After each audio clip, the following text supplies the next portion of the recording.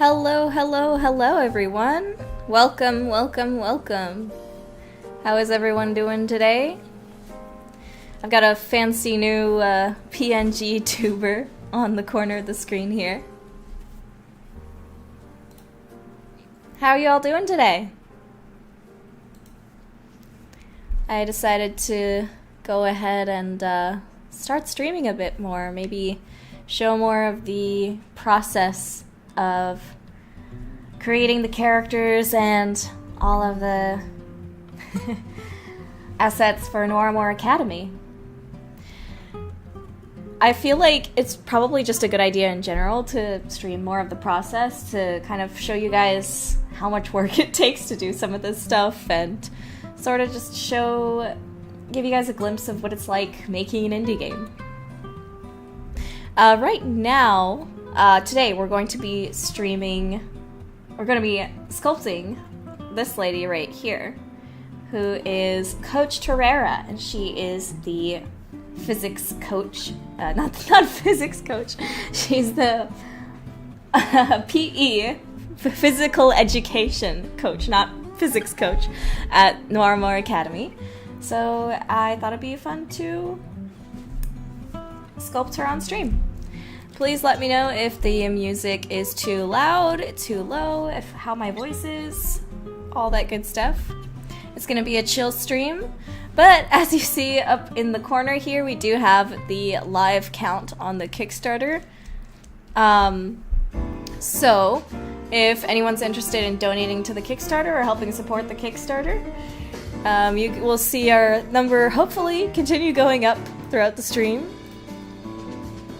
Right now, we're at 18,954, and hopefully we'll get to halfway pretty soon, because we're currently a little over halfway on the actual time of the campaign, so we need to get over $20,000 to be able to keep up with the time on this. So yeah, it's honestly been pretty stressful running this whole thing. I've been sending out like so many emails to people, like trying to promote the Kickstarter, and like sending emails to a bunch of YouTubers and stuff, asking them, hey, would you like to play our game on stream to help promote our game?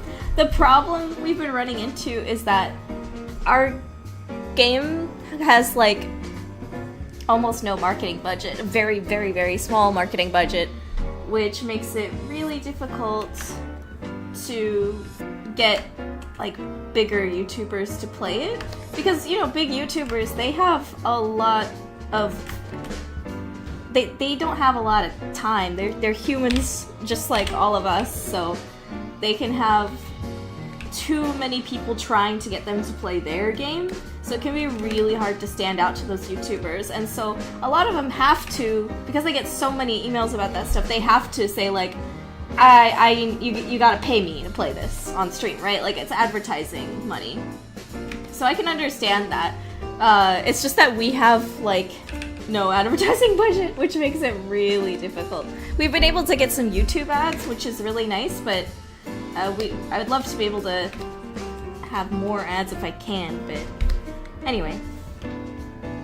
It's just been admittedly very stressful, very difficult trying to make this happen. But if you'd like to support the stream, support the game, please head over to the link in the description to help support the Kickstarter. And if you can't support monetarily, that's all good. You can also tell your friends, tell your family, tell everybody you think might be interested to check out the Kickstarter, and then I'll try not to be super like plugging it the whole time or anything like that. Now let's get back to the actual what we're here for, which is sculpting. So right now I'm dang it, what's going on here? It's not doing it. Okay, admittedly, I am still learning ZBrush, and so sometimes I'll run into some weird things here and there that I don't understand is not working or not. And right now, what I'm running into is, even though symmetry is turned on, it's only trimming one side. I don't know why it's doing that. Sometimes it does, sometimes it doesn't. Maybe I have to... I don't know. Anyway, we'll do a workaround by using trim dynamic. There we go. So right now we're just sculpting in this head shape, of course. Starting with real basics. One thing that's really helpful about ZBrush is the mask. Oh, it's too big. Hold on. One thing that's really helpful about ZBrush is the masking tools. That allows you to like block off certain stuff so that only a certain part of the mesh can be edited. It's really helpful. Okay, so one thing I definitely have to let you guys know about is the fact that sculpting is a very ugly process. As in, her head is going to look extremely ugly or not very good for probably a large majority of the stream. It takes a lot of like time and effort to actually have the sculpt starting to look half decent. Sculpting is a process type of creative process. You have to really trust the process, in other words. But I'm gonna... But it's really fun, too. At the same time.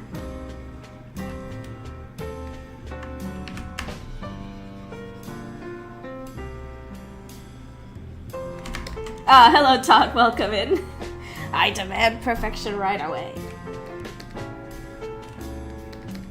So right now we've locked in the nose, and now we're kind of getting the eye area filling in. We can use this trim dynamic brush to start blocking in the shapes of the cheekbones and cheeks, chin shape.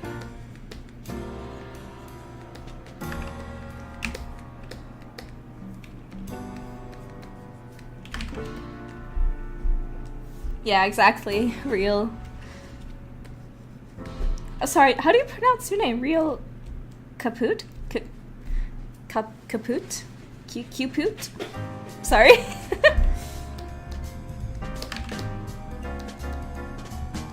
Is it Q like cue ball? Cuput? Or cup?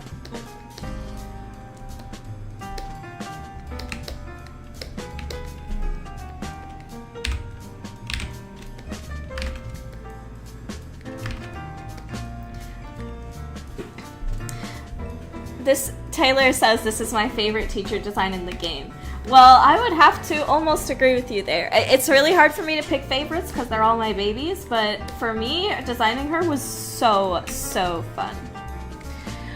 Oh, it's pronounced compute, but without the M. Oh, so compute. Compute. Compute. Gotcha. Plumtiff asks, does she have a Spanish accent? Why, yes she does. She's, as said in my devlog videos, yeah, she's inspired by like Spaniard sort of culture, Spanish flamenco looks. So she definitely has a Spanish accent. Actually, one of our voice actresses that we used in the Mariposa demo, she is, I think, actually from Spain. And who knows, maybe we'll bring her back for this character. She has a really lovely, like, deep voice. Beautiful voice.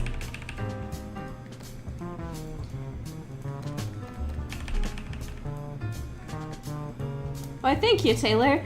I am obviously not a real English person from England. I am American through and through.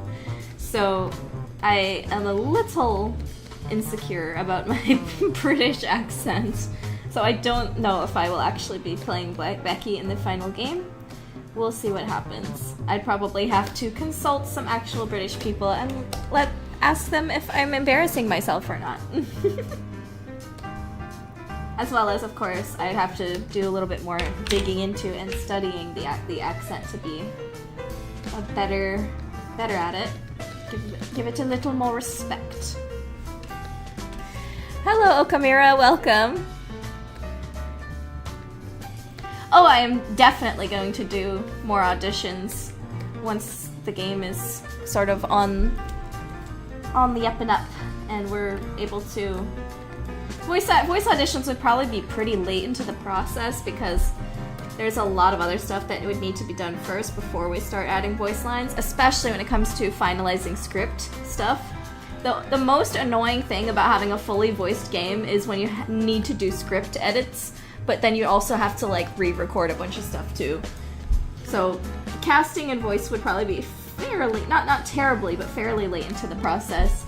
But we would definitely need to hold more auditions, of course, to get some of these other characters in. Like the lady we're sculpting right now, Miss Terrera.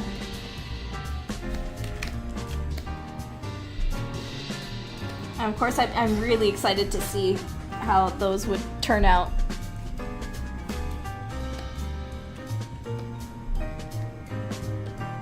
And since this is such a story-heavy, script-heavy game, voice acting is going to be important. Depending on our budget, I don't know if we're going to be able to have full voice acting, but I hope so. In any case, we would at least have some voice acting, maybe for like the main important story bits. Alright, let's see. What should we work on next? I'm gonna dig some holes for the eyes here. Diggy diggy hole, diggy hole. Hey, I'm a dwarf, I'm a diggy hole. Does anyone remember that song? It was like a Minecraft fan song, right? About dwarves digging holes in Minecraft? I forget. It's been a long time. That's like classic YouTube era. Was that like a Yogscast thing? I'm digging deep here in my memory core. I remember when I was really into watching like Minecraft island survival video type stuff. And I was like, I first watched Markiplier because of like the Slender videos. Like what, 2014? 2013? 2012?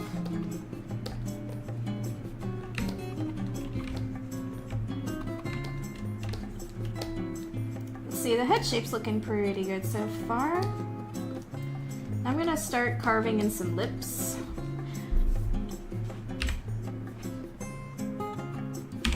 We're gonna use a brush called Damn Standard.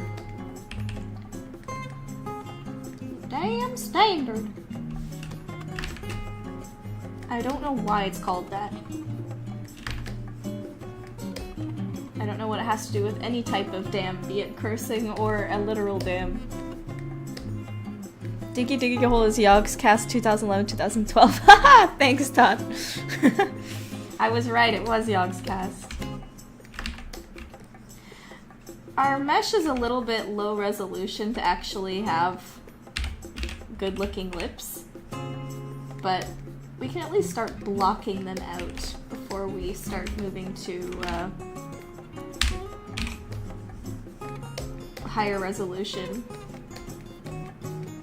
Then we'll sculpt out the part that's kind of below your lips right here, the chin part.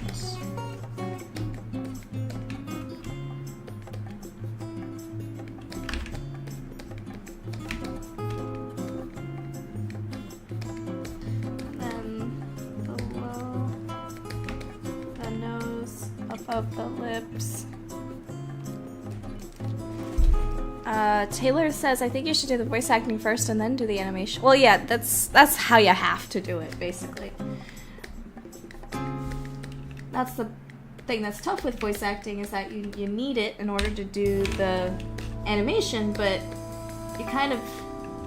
It's all hinging on the script, you know? You have to have, like, a finished or at least semi-finished script so that you don't ruin your whole time and budget by doing voices and animation that can't even be used.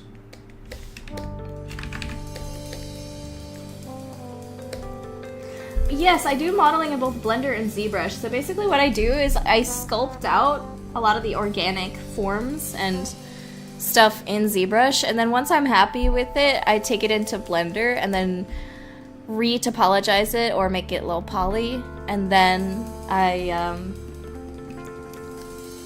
like fix any errors. I add on any like inorganic stuff like belt buckles and jewelry and stuff that, or swords that are easier to do in Blender because they're like inorganic objects. For me, I just really like sculpting organic things and then box modeling inorganic stuff. I know you can do inorganic stuff in ZBrush, but I don't really know how to do it, and for me it's just much easier time saving to do it in Blender. For like, ZBrush is an extremely weird program. It's just so good, but you have to like go through courses to be able to understand how to. I mean, you don't have to go through courses. You can do like free YouTube courses. And that's I took like an online course to, like one of those pre-recorded video courses on how to do it, and it's still like just a crazily confusing program because the UI is just super like hard to understand.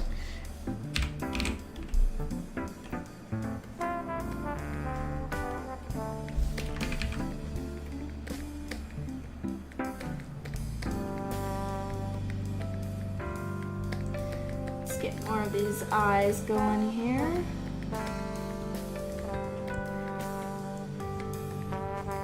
Sculpting her beautiful cheekbones.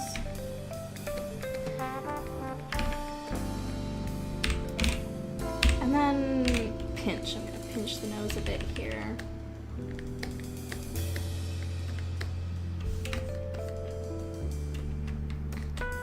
I have a question about the game. Are we going to visit the Inked Wastes? Because I'm very curious about that place. Well, Taylor, no. It's only going to be contained in the school grounds, but don't worry, we're definitely going to learn a lot about the Inked Wastes. When it comes to story questions, I have to be really vague on some of this stuff, but I will say that, no, we're not going to be going to the Inked Wastes, but we're going to be learning a lot about it.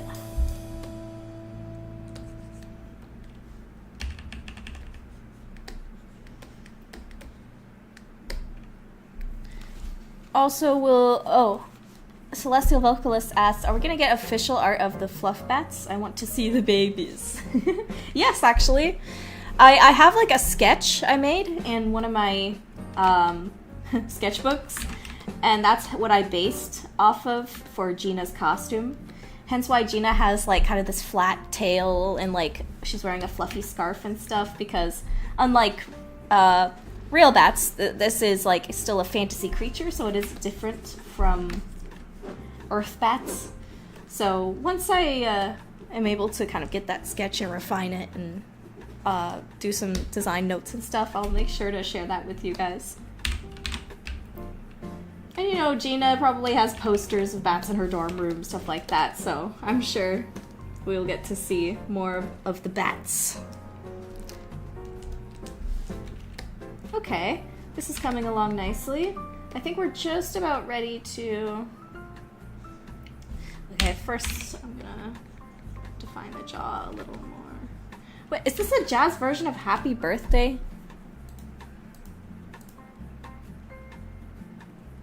Oh, I don't know if I... That's funny. Alright, let me go ahead and refresh the Kickstarter here. Alright, there we go. And...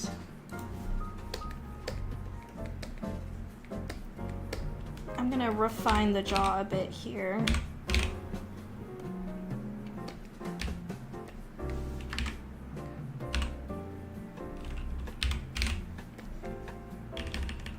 I just threw on like a radio, royalty-free jazz radio, so this birthday bossa nova song is making me laugh. I was not expecting that.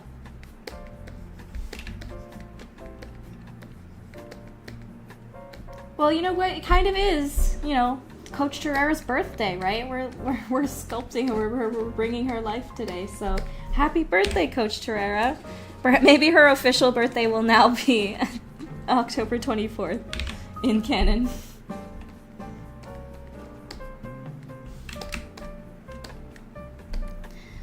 What? Oh, let's see. A couple other questions here. Will we also get name drops of the other fiefdoms? Oh, definitely. Yeah. Of course, I'm still working on refining out some of this lore stuff, but yeah. Let's see. Desuri. Oh, sorry.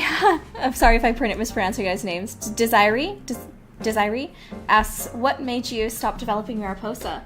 Well, the big thing was the fact that the Kickstarter didn't go through, so we had no budget, no money.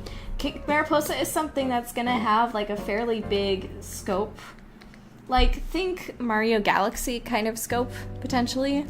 And we just can't do that without the budget for it, so we decided to just completely go down and do something that was much lower in scope that we could do with a really, really, really small budget. And that ended up being a Fantastic Kitty Roo game, which is out now on Steam.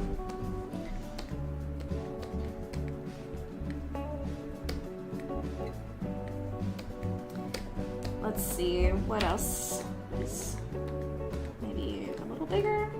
Sometimes it's tough to get like the skull proportions right. I might have to bring out my skull reference. This looks fine for now. I can always edit it.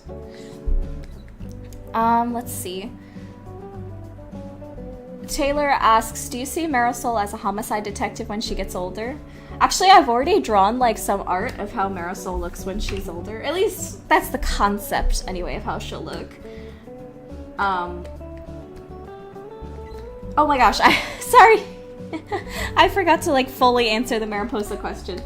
So we are planning on continuing development of Mariposa once our studio is more established and we have more of a budget, and basically we're thinking of doing it after Noiramore, if Noiramore is successful enough to give me the budget we need. So it just all depends on how things go with this Kickstarter at the moment. Let me go ahead and save my progress. Let's see.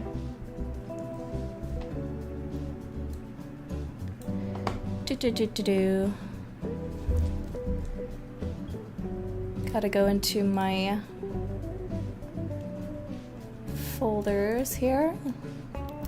But yeah, Mariposa is pretty much like the dream project. It's kind of like Fantastic Kitty Roo and Noiramore Academy are sort of like Iron Man and Captain America the First Soldier or something.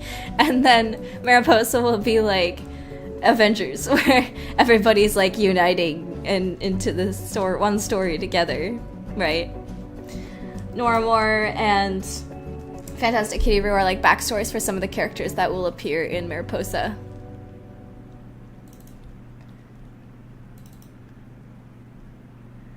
Alright, I gotta make a new folder for Coach Terrera.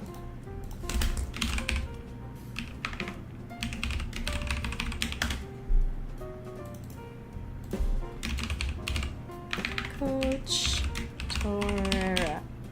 Sculpt. Okay.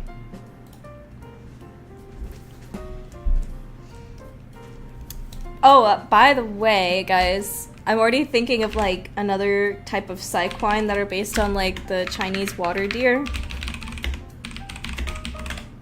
Sorry, let me... Have you guys seen the Chinese water deer? These things are crazy. Look at that!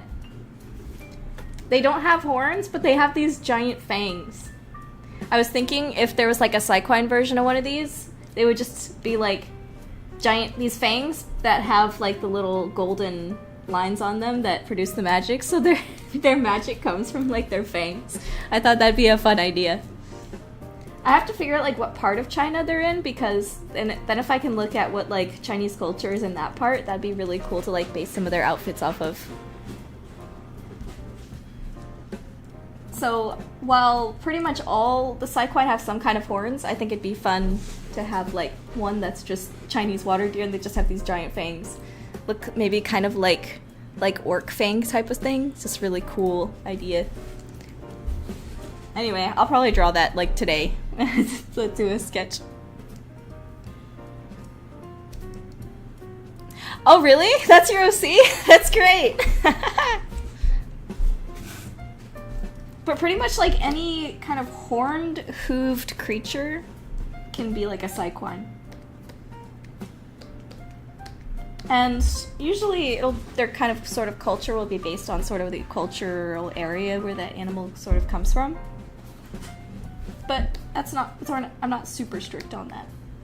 At least sort of the world building I'm planning.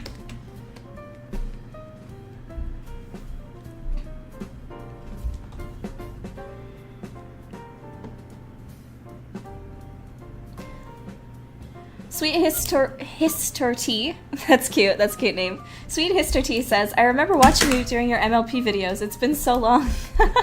Yeah, I know, it really has been, and things have changed a lot.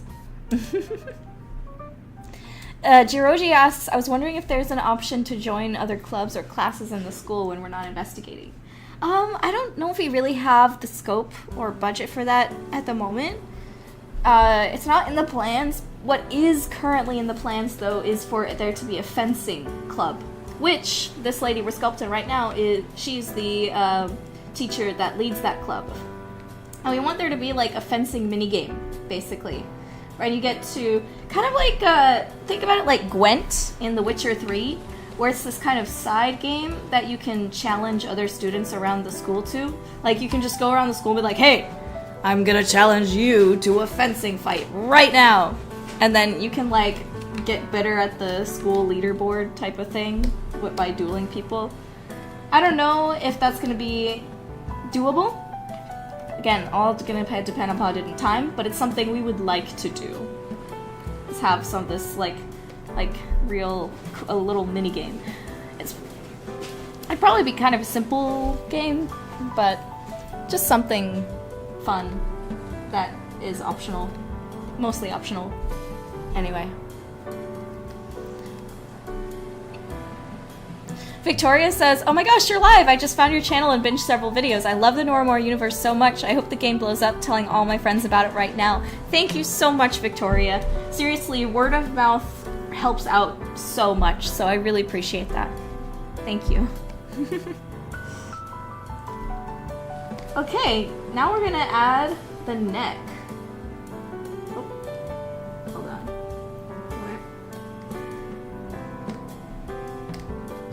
Adding the neck pretty early on is just an easier way for me to like check proportions and make sure that the head will connect well with it and all that good stuff.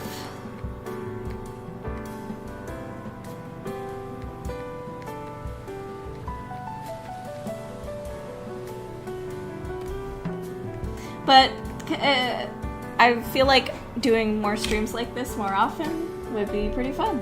I might even like upgrade my PNG tuber a little more to have some more animation tour, some more life tour.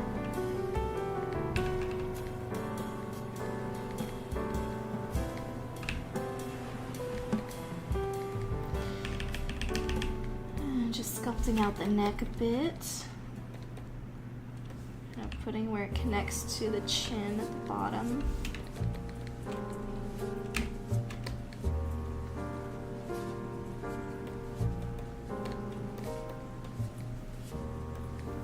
She's looking a little realistic and a little more realistic in the proportions, so I might be adjusting her proportions a bit too to match more with the style of the game. We'll see.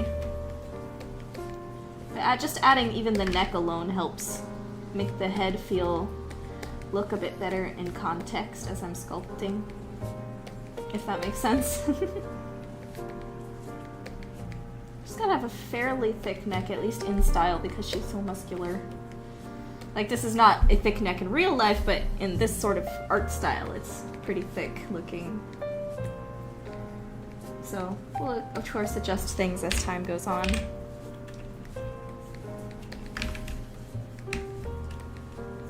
But I'm really excited to see her completed, because again, she's definitely one of my favorite designs in the game. And I've only written a bit of her script so far, but It's really fun.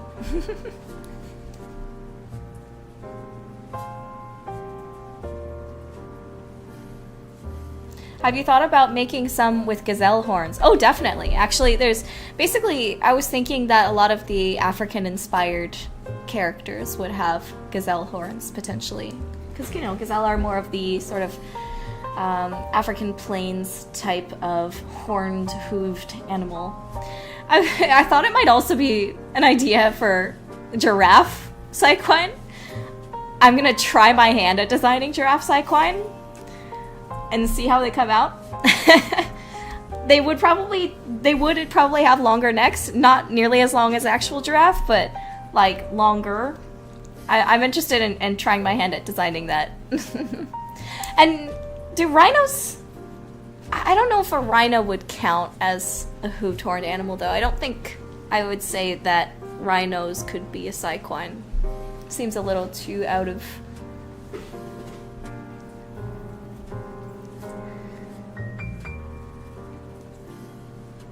let's see. A Tree says, I found your channel through somebody doing a gameplay video of the demo and YouTube recommending them to me. That's awesome! Welcome! It's honestly been so incredible seeing how many new kind of people we've been getting coming to the channel. I'll be real with you guys. I've been like slowly losing subscribers over these past like 5 years. So seeing like a positive subscriber count in my YouTube analytics has been like, oh my god! Yahoo! Finally! We're back on track, baby! I was scared like, oh my gosh, am I gonna lose my 100k status? I'm so sorry, I can't read your name because it's in Russian, I think. Hello, I want to say that I admire your work and I look forward to release of the game. Thank you so much. I really appreciate that. Oh, Kamira asks, I was wondering, I know since it's a school, they are probably more strict on that, but do cyquine ever decide to dye their hair? Oh, yeah, probably. But they probably wouldn't dye it like an actual color. It would probably just be another form of grayscale. Like maybe someone with white hair decides to dye their hair black or something. One of the reasons why a lot of color is not available in the world is because just there's not a lot of colored plants. There's not a lot of colored dyes for clothes. So the color dyes that are there are used only for things like gloves, which are really important in their society. And then some pieces of clothing, and then for horseshoes, or hoof shoes, I guess, if they're not horses. So dye is a lot more rare, and is only really used for specific stuff. Let's see. What kind of hooved animal is Coach Terrera? She's a...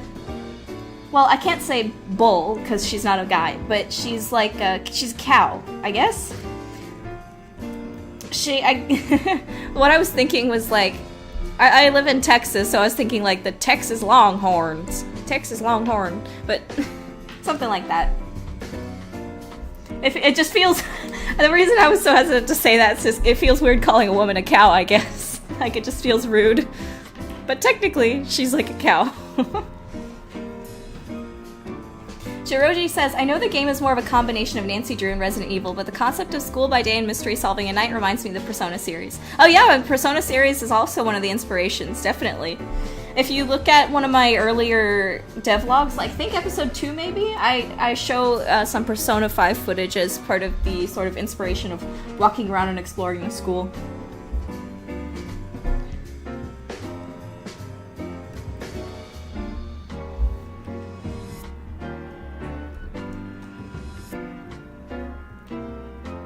Is there a story behind your VTuber model? Oh, that's a great question, actually.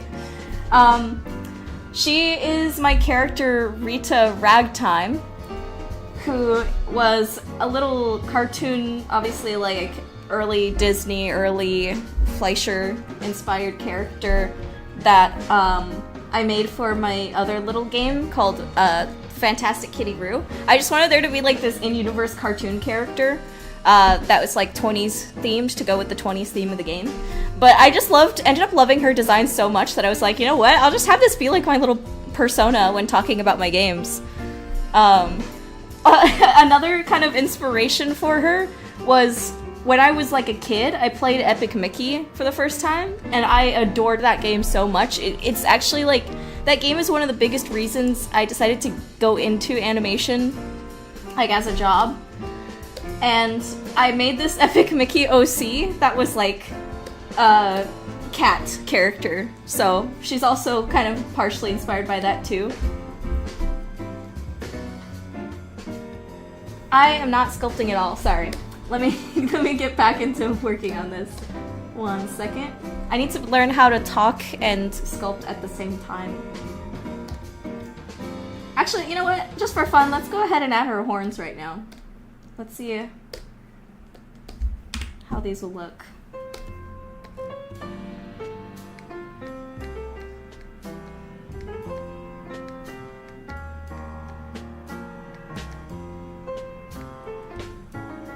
Oh yeah, Epic Mickey is really good. I haven't played ZBrush yet because it's like $60 and I don't have a lot of money right now. But in the future I'd love to play ZBrush because that game, like I said, it was a big like inspiration for me when I was a kid of like getting into this industry, gaming and animation in general. So let's see, we can use the Z plugin tool here, Subtool Master. See, why is the mirror tool in this stupid little, like, sub-menu down here? It doesn't make any sense. ZBrush is crazy.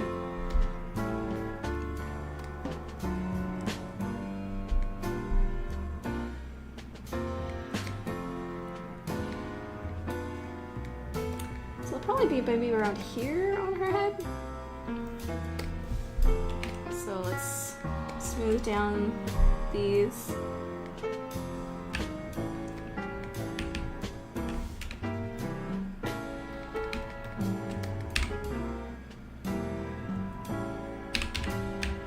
Yeah, like I had to like look up like, okay, so how do I mirror things in ZBrush, and it's in this little subtool down here. It's so stupid, it doesn't make any sense. ZBrush is so good and so bad at the same time. If you like already know how to use it, it's like the best program ever for what you need. But when you're still learning it, which is like all the time, because there's always something you don't know about it, it's painful to get through. It's the best worst program in the world. Okay, I need to make sure that it kind of angles down more here. Like starts upwards and then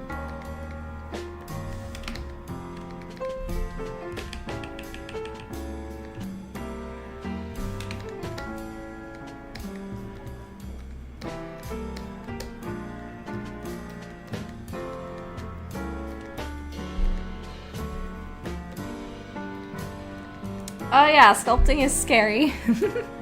Is the food also black and white? Yes, it is. Though, the thing is, this planet is like really entwined with its cave systems and minerals. There's a lot of gemstones and things on this planet that have like different purposes. And part of some of these gemstones' purposes is in the diet. Of course, in the real world, we have salt and we have iron that we put in our food to help us be healthier. Humans need a healthy amount of minerals in our food, but for the Psyquine, they need a lot more and a variety of minerals in their food. So there's a lot of like part of their cooking diet that involves, you know, shaving up or crushing up different types of minerals to put in their diets to help them be healthy.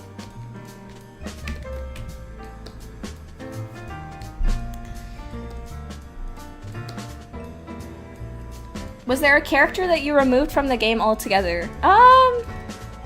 No? Not really. I can't think of one anyway. I love making characters, but I also try to have all these characters each have some kind of purpose in the game.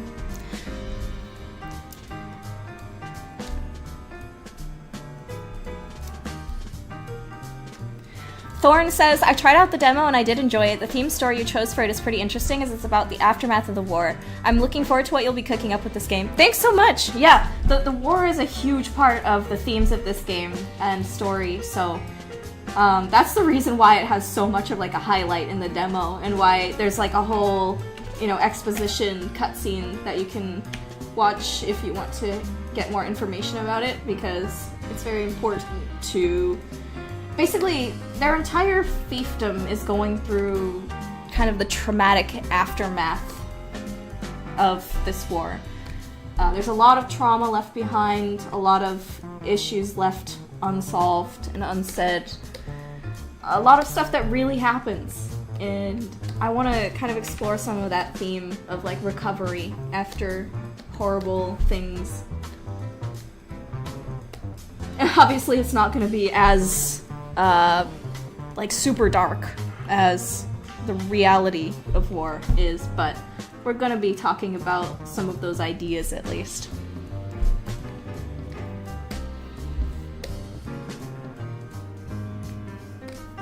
Now let's go ahead and add... I'm not entirely sure if this is how big or small the horns will be yet. I have to kind of finish adding the hair and all of that stuff. But next, let's add... I'm just gonna keep sculpting the... Okay, I'm gonna block out the ears a little bit first, just again to help get those proportions of the face in their proper context. People have a lot of different ways of sculpting ears on humans and stuff. For me, I just kind of start with a box, even though it's not necessarily the best way, but for me it works just fine. It takes a little doing, but... So we're gonna put them right here. People, oh, and Splat Art Rat is like, oh, like how deer eat salt rocks. Yeah, like that. Are there other Psyquine types that you plan on making besides the ones you already mentioned? Oh yeah, definitely. Again, pretty much any kind of like horned, hooved animal in the real world can be an inspiration for Psyquine, so... one of the things that kind of gets me sometimes when it comes to sci-fi world building is when people take an entire planet and act like it's just one culture, one race, one town, one city sort of thing. Obviously, not every story has the capability or needs to have fully fleshed out world building for an entire planet, but sometimes people kind of treat an entire planet like one monolith in a sci-fi story, and what I want to make sure we do with Mariposa is at least leave open these options for the fact that, yes, this is an entire planet we're talking about. There's going to be a lot of different kinds of people, a lot of different cultures, and different type of environment, what's it called? Biomes, different biomes, that kind of stuff. So I'm not going to be able to explore everything that happens on this planet because that's a little out of our scope. But we're going to, you know, have hints and implications and certain explorations of different parts of this world. Alright, let's mirror this. And then start sculpting.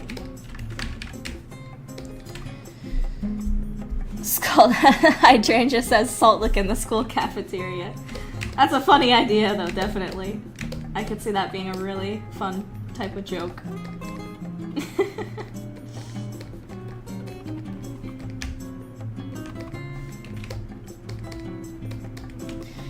Does that mean the livestock is also black and white, or they don't eat meat in general? That's a good question. They are omnivores. Even though, you know, a lot of these characters are based on herbivore creatures. At least, correct me if I'm wrong in terms of scientific study, generally the more intelligent creatures are the ones who are omnivores or carnivores, I believe. Like when it comes to dogs, cats, bears, dolphins, even a lot of birds, not all birds. A lot of the smarter ones are generally carnivores. I think it has something to do with you know what, don't quote me on that. I'm not a scientist. But I feel like it makes kind of the most sense for a lot of the intelligent species to be at least omnivorous to a certain extent. even a lot of these herbivore quote-unquote animals do eat meat, at least when they really need to, or like horses sometimes will just eat birds. Usually maybe if they're like missing out on a core component of their diet, that kind of stuff, but it is possible. But I'd say in general, at least for now, in the world building, most of the species in Mariposa are at least some form of omnivore. Maybe lean more to one side than the other. Like the Psyquine probably do lean more towards being herbivorous, but they're not entirely, so stuff I'm still kind of world building on. And then, you know, like the cat people in Kitty Roo, they even though they're based on cats, they do have a lot of plant life around them. So they're probably really like a hugely varied type of diet.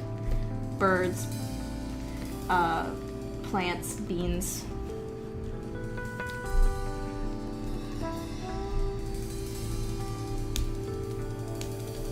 Are people shunned for losing their horn? That's a tricky topic I'm still working on, because Mrs. Grimsby having lost her horn, that might be a point in the story. I will say that they probably do not get shunned for it, especially because a lot of the time it's accidental or it's just a birth defect. But, so it's not like... I would say no, they don't get shunned over it, but there might be some unfortunate or unintentional, like, shaming that some people might do, which would really suck, obviously. But sometimes people are just mean. Like, in the demo, Judith doesn't really like Miss Grimsby very much, but it's not because she lost her horn. It's more just like Judith doesn't really like teachers in general, and doesn't really have respect for them. Even though Mrs. Grimsby has gone through a lot of pain in her life, Judith doesn't really recognize that, I suppose. But that's all I'll really say, because some of the stuff we'll get into story things for later.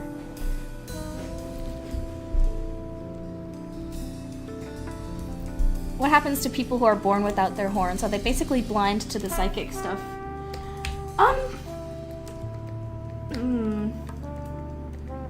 To a certain extent. The thing is, Psyquine, like, their blood is golden blood that is what allows them to kind of channel their resonatic powers. So as long as someone has blood in them, they sort of still are able to resonate with creatures, and maybe if they're touching someone, like, they might be able to share their thoughts with them, but without the horn, it's like they don't have an antenna. It's like the power system is super radio based. Think of it like a radio without an antenna. It can't, like, transmit, but it still can detect, I suppose, if that makes sense. Some of this stuff is, again, still being fleshed out, worked on. They can still be a conduit, but they can't project, I suppose. Hence why they can still use wands. The wand is their, like, replacement antenna. Jiroji asked, does every planet have different rules that rule over a part, or one ruler rule over the whole planet? I would say that the planets probably do not have, like, a one global government. They might have, like, an organization that speaks for them on a global scale, but it would be sort of unrealistic, I think, to have an entire planet be governed by one government without it going into some kind of, like, fascist dictatorship type of thing, which I don't really want in this sort of universe.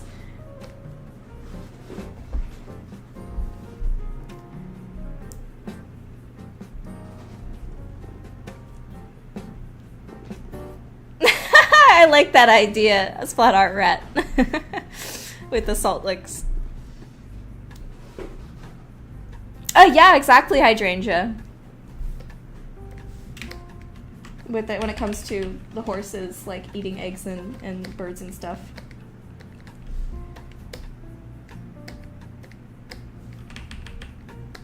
Do hybrids of the different types of Psyquine exist? Oh yeah, probably. I don't know how that would work in terms of their horns, though. I'm still thinking about that. It might just be like think about it like this: if like a cow person here and then a unicorn person had a baby, which is totally possible, would it be like, would they have one horn or two horns? Would it be on one side of the head or both? I would say that, at least for now, while I'm still working on this idea, it would probably just be there would be one or the other, potentially. Or maybe she would have two horns, but they'd be kind of thinner or less curved. Or maybe she would have one horn, but it would be curved, like the cow's horn. Something like that. Genetics are weird, so you could probably do, like, a couple of different ideas or variations on that concept.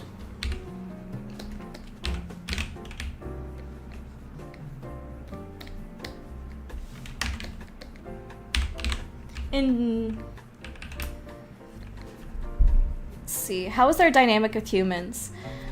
I don't want to say too much at the moment, because that'll probably be talked about a little bit in the game, but the Noives planet is probably one of the more, like, how do I say this? Let's see, what's the right word here? I don't want to say xenophobic. It's not quite like xenophobic, it's just kind of like they're really cautious of the galactic community as a whole.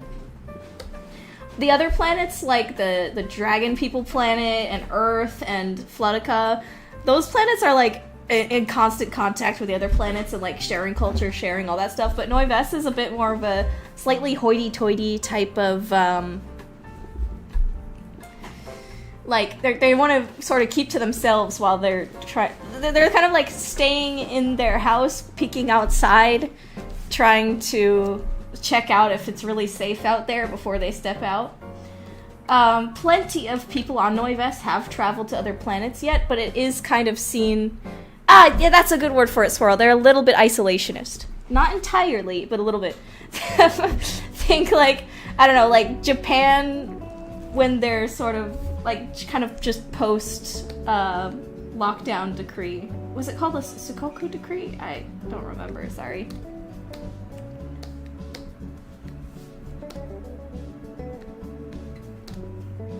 But generally, that's why in Noiramore Academy, you're probably not going to see any other species of character. Only Cycline. Not only because of the lack of current space travel, but also because Drakenspire is not like the hub of the country. The hub of the country is where the king lives, and that is the fiefdom of Corveth. Corvinstone. Corveth is like the entire country, and Corvinstone is the central fiefdom that the king reigns from. That is the one that is going to be a lot more globally, more of a global trade center type of place, because it's where the king resides. So it's more of a capital city type of thing. So there's where you might see some travelers from Floodica or Filmoria, those kind of thing. But Drakenspire is an kind of more, I wouldn't say it's a countryside place, but where Noiramore Academy resides is a little bit more countryside than the big cities, so you probably wouldn't see as many travelers there, especially intergalactic.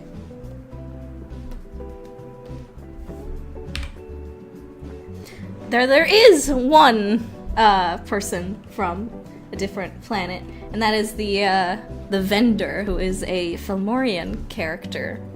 So she's a cat girl. So she's pretty much, at least currently planned, the only, I guess you could say, alien character in the game.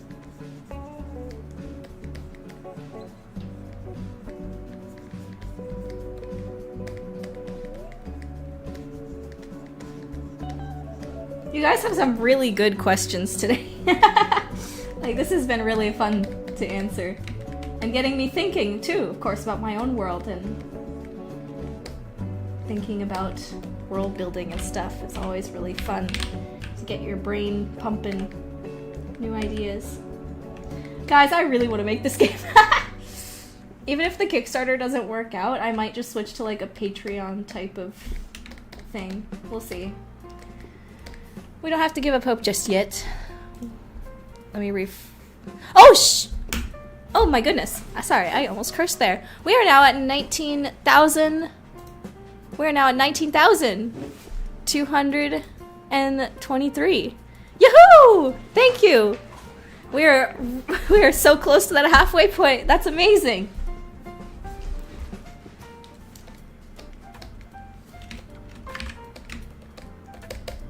Big W's in the chat, fellas.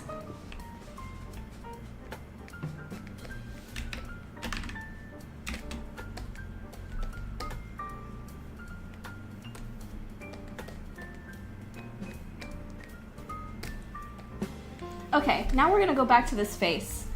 Now that we've got at least some, these are not final ears or anything, but they help me when it comes to planning out facial features and proportions and such. Let's see, ears usually start right around the midpoint of the eyes, but since they droop down, I'm gonna put them maybe here.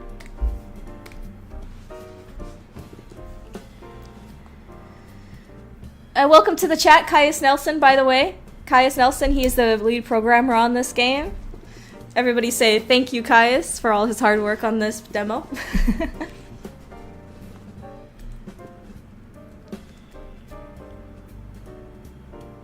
Will we be able to access the film club in the future? Sorry, I'm a little behind on some of these questions because I'm doing two things here at once.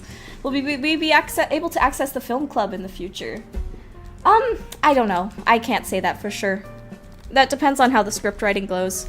It's not planned currently, especially because, again, she's been banned from the film club. We might be able to go into the classroom that the film club is hosting, but I don't think we'll be able to actually see the film club.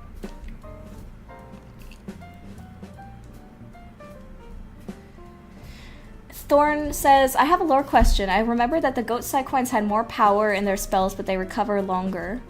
Oh, excuse me. Unicorns were balanced. What are cow Psyquine's horn spell type? I'm still working out some of this stuff.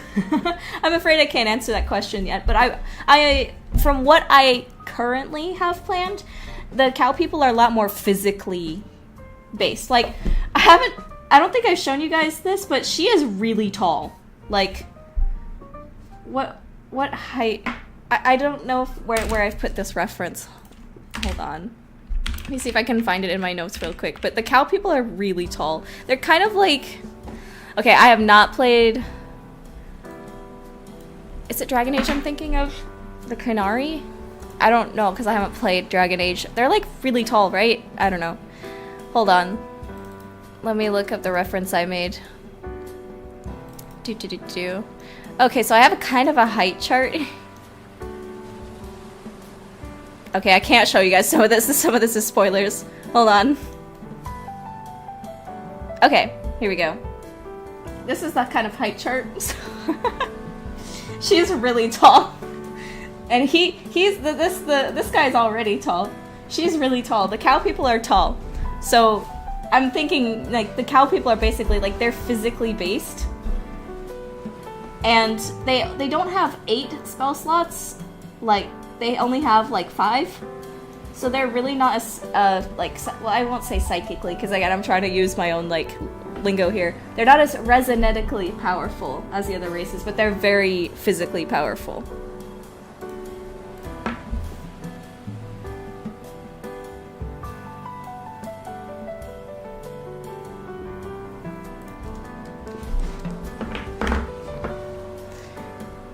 Cow people is a wizard that casts fist. Exactly, Saya. Exactly. Post-game film club exploration stretch goal. Let's see. I'm curious about the Travelers. Mango asks, will there be a cameo of Mariposa? I really like her design. Well, it's funny you ask for a Mariposa cameo. There probably will not be. It just doesn't really make sense in the lore. Mostly because this is like when Mariposa is... Hold on, is Mariposa even born yet? Oh yeah, Mariposa hasn't been born yet, but she's like a kid, like a small child at this point in the timeline. I think Judith is like 10 years older than Mariposa. I have to look at my chart again. I have like a timeline chart of their ages and stuff, but Raposa would only be like maybe 5 at this point. 5 or like 3. So it wouldn't really make sense for her to be on Noives, especially when Noives is already like a planet that doesn't have not as nearly as much like tourism or travel as other planets do. Okay. Hydrangea says, I can't pledge myself, but I've been shoving this game down the throat of anyone who will listen. That's great. Word of mouth stuff is extremely helpful. I super appreciate it. So now one of the things we need to do here is, number 1, let's make some eyes. I'm gonna append sphere here for the eyeball. And tuck it inside. Slurp. Is that the sound that eyeballs make when you put them in someone's head? Slurp. I don't know.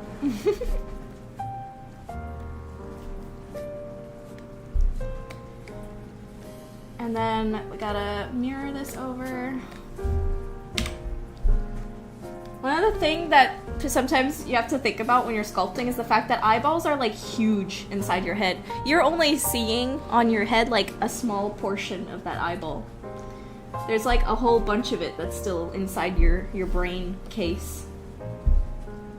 So when you're sculpting, you have to try to be mindful of that. That eyeballs are a lot bigger than they first appear. So let's see, the iris is usually right around the crook of the nose here. And then I gotta keep in mind my proportional things. Hold on.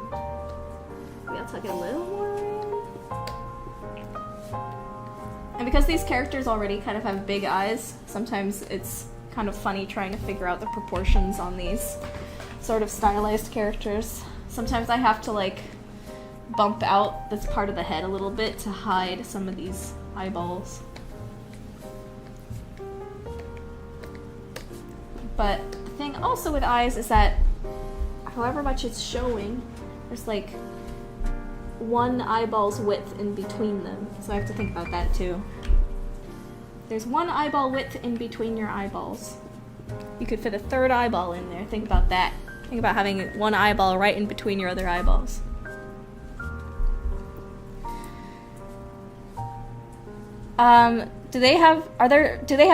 Swirl Beast asked, are there specially designed pillows? Oh, definitely. Have you guys seen those like weird silly commercials for those like square shaped pillows that are really good for side sleepers or something?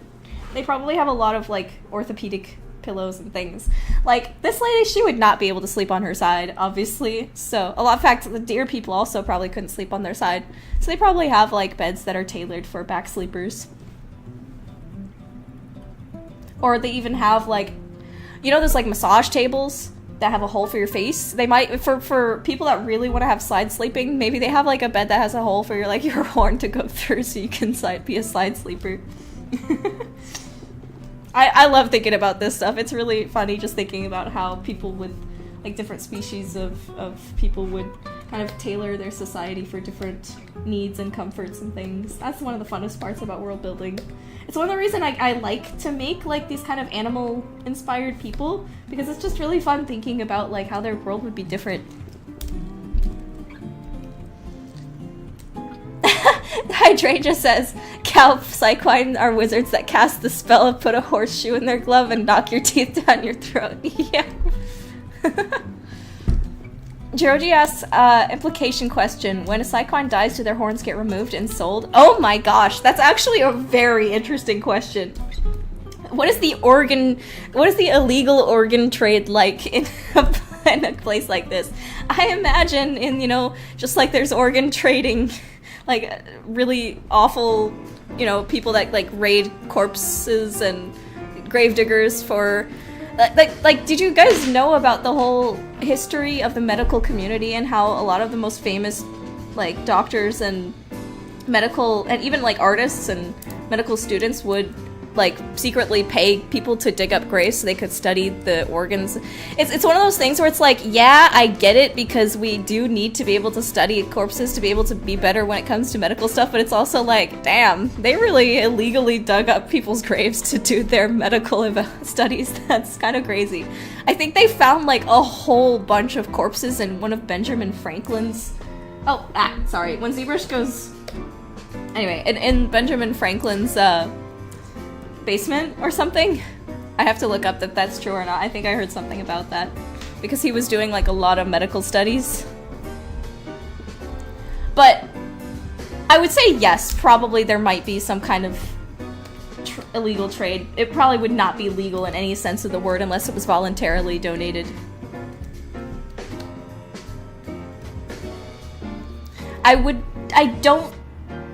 Anyway.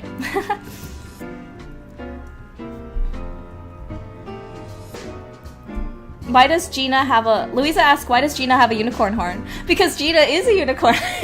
I've gotten a couple questions about this, but Gina is not a bat. She is dressing up like a bat. She's actually just a normal unicorn girl, but she loves bats so much that she dresses up like one. That's why she has the, like, stitched together wings, and she has a stitched tail and all of that. So, she's just a unicorn girl. She was cosplaying all the time.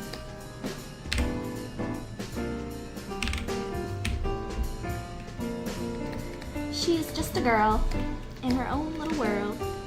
Let's see, how will I do it this time? I'm gonna do the eyelids like this. Duplicate. Hide.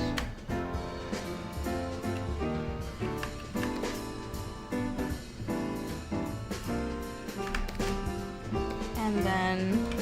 Oh, and then...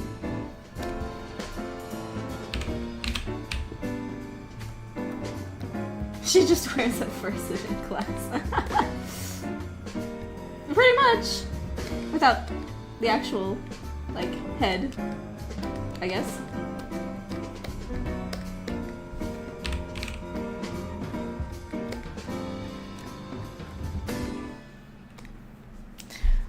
Hold on, let me...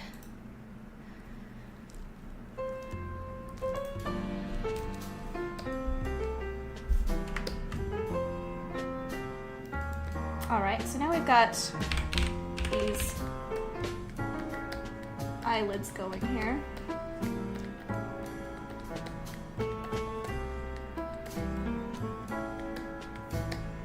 Trust the process, guys! She looks like a weird alien right now. Trust the process.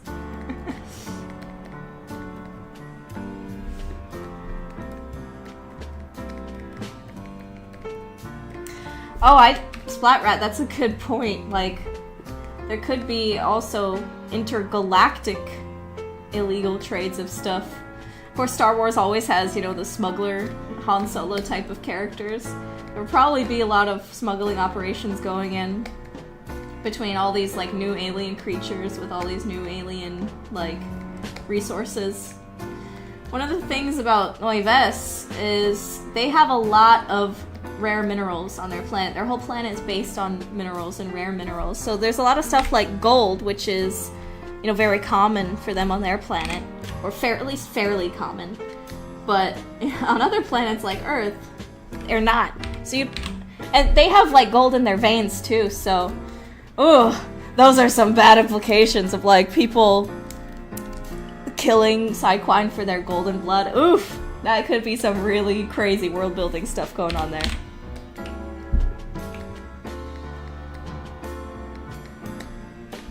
But that's a good point, that could be sort of the reasons for their isolation. They really want to be careful about some of this stuff. Careful that their planet doesn't get, like, exploited, I guess. It'll be like Avatar. People coming and knocking down their tree to get unobtainium.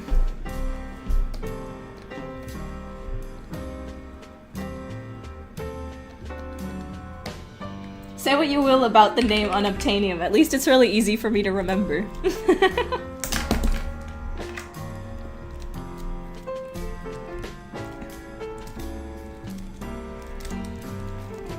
Wow, Enlo says Corchterera is tall. My guess is 8'9". Maybe. I'd have to, like, again, measure her model against the other models, but...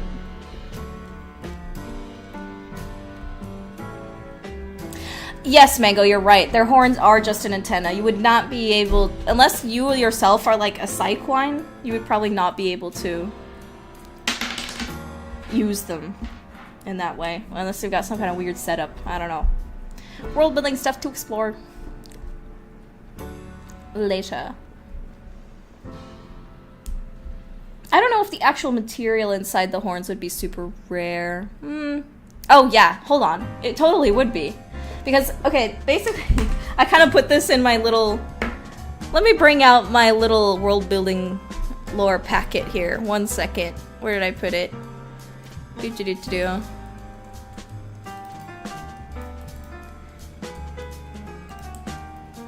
Okay. When I wrote this, one of the things I put in was how, like, inside their horns are these, where did I put it? Hold on. I think it may be in here. Here, right? So, inside everyone's horns is a type of crystal that is able to resonate the resonetic ability. And this crystal would be only able to be grown organically inside a Psyquine person. So technically, yeah. It would be rare because it can only be grown organically inside a Psyquine. So again, that could have some pretty bad implications of like them being killed for like the ivory, like rhinos are. But again, on Psyquine, it's obviously, it would just work like the organ trade, I guess, does, where on we're getting into some dark stuff, but you get what I'm saying. It's like there'd probably be that sort of dark underbelly in the game. I don't know if it'd be like in the game itself, but just like there's organ trading in our world, because hearts are rare, livers are rare. People pay high prices to get those things because we need them to survive, but the only way you can get them is from living beings or beings who have recently passed. There's like a whole... there's a whole thing with that, so I'm assuming it would probably be really similar in this world, where you might have some like people paying really high prices to try to get like replacement horns. I don't know for sure if a replacement horn could even actually work. It would probably have to do with your blood type, at least a bit. Okay, we're getting too deep into this. We're getting too deep for now. I will definitely talk more about that at some point, but now we gotta get back to streaming. Back to sculpting.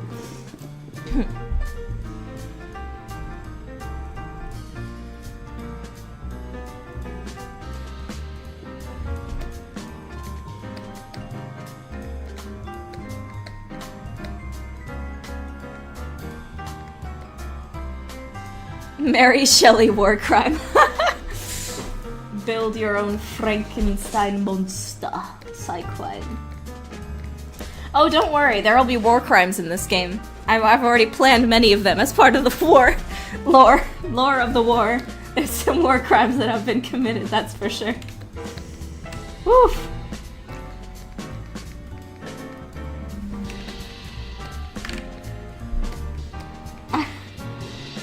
Okay, cool, we got some eyelids.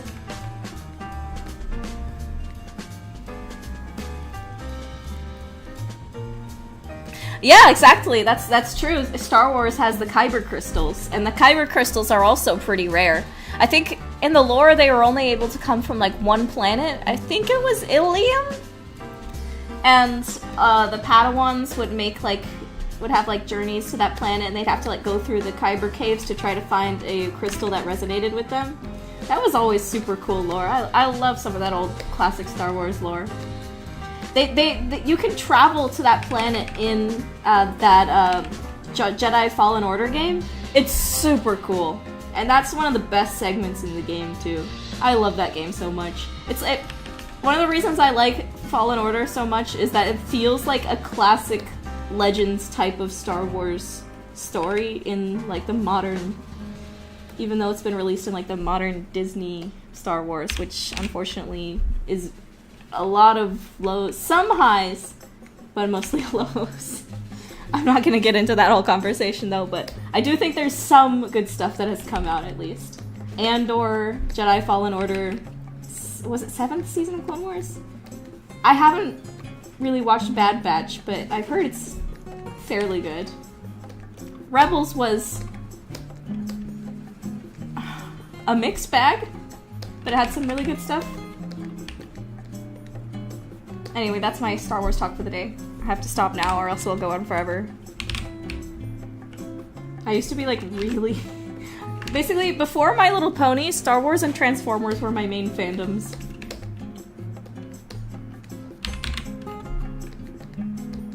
Okay, now I'm going to merge these two together. I'm gonna merge the head and the eyelids. Let's see. Merge down. Okay. And now I'm gonna add some more geometry to this.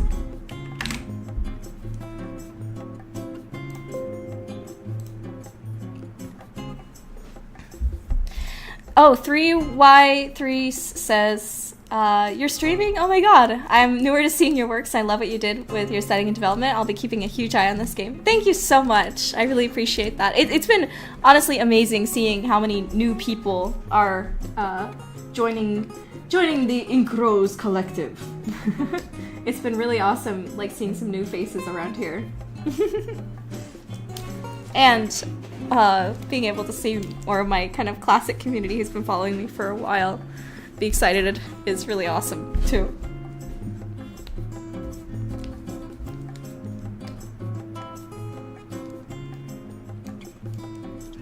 Oh yeah, exactly. Splat Art Red. Like there are crystal radios, and that's kind of one of the big inspirations of this whole idea of their sort of magic system. It's the idea of crystal radios.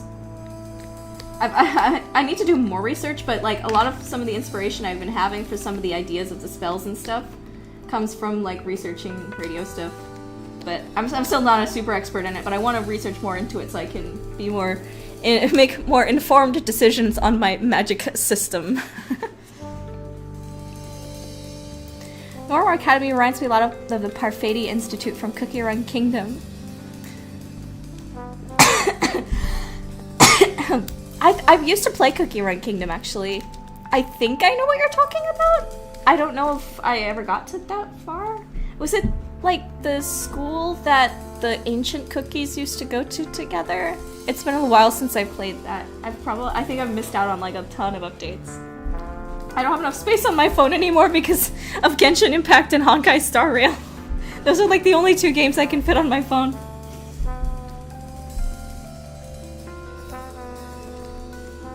And Kaya says, and yet you still haven't played Knights of the Old Republic. Tisk tisk. You're right! And you should say it. I really need to play that.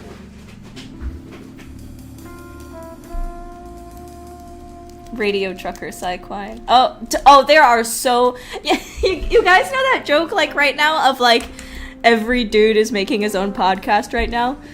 In the Psyquine world, that would be completely applying to, like, there are a lot of people that are trying super hard to make their own, like, Resonetic talk show.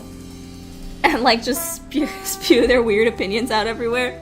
So, like, every dude has a podcast is, like, a real thing in this world.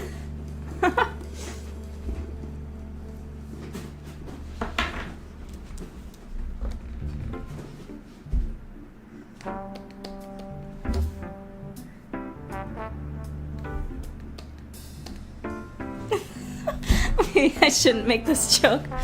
But, like, instead of Andrew Tate, it'd be, like, Antelope Tate. I don't know. It's a bad joke. I'm gonna shut up now.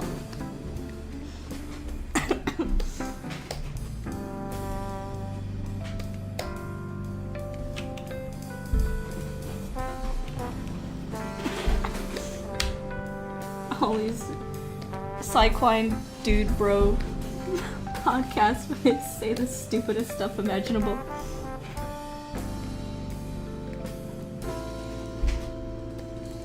What is Deacon's talk show?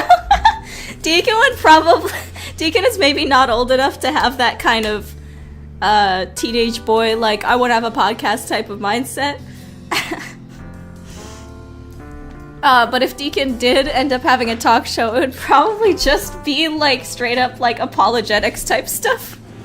Where he's, like, talking about, he's trying to he's, like, one of those, like, Christian influencers that, like, is, like, tries to be, like, really calm and, like, just talk about apologetics and, like, has a nice, relaxing voice and, just reading out, like, hey, guys, today's Bible verse is this, and...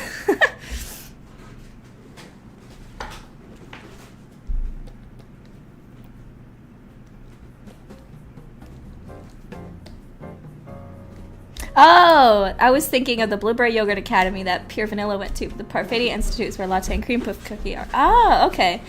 Maybe I haven't gotten to that point then. I think the last update I played was when they went to the Japanese-inspired, like, Chocolate Kingdom.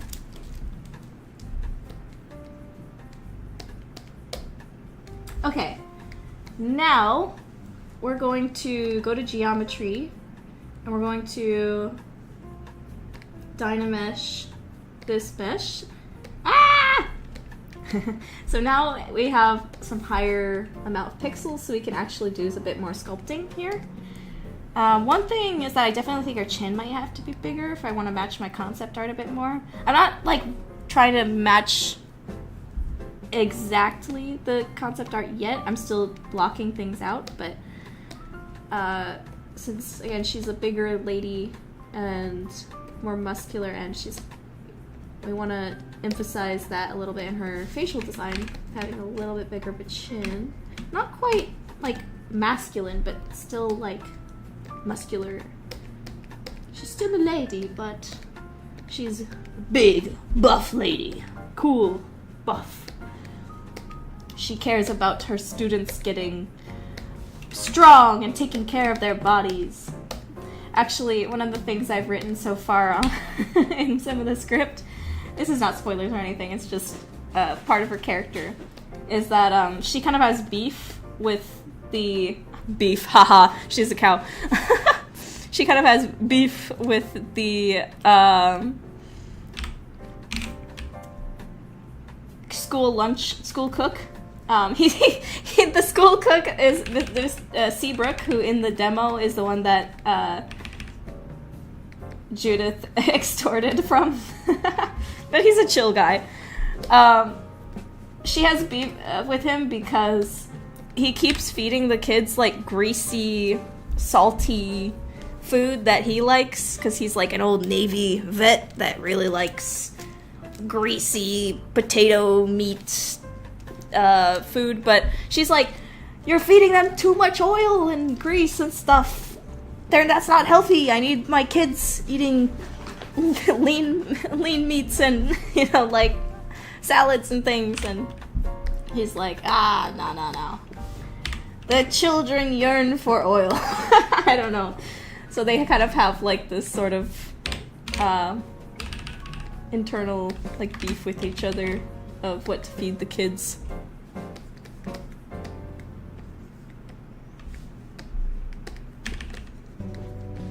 Germas. Queso and Germas, I find. The children yearn for the lean meat.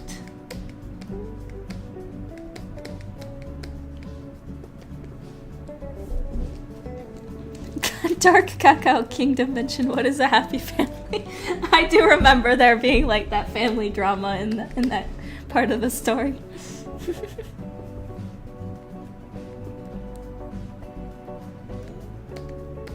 I love this part of the sculpting process when we're, like, really starting to block in some of these nice details.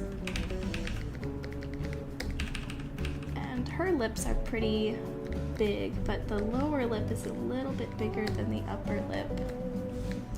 And now we gotta add a little bit more puff to the lips here, because they're sort of curving inward, but we want them to be curving outward.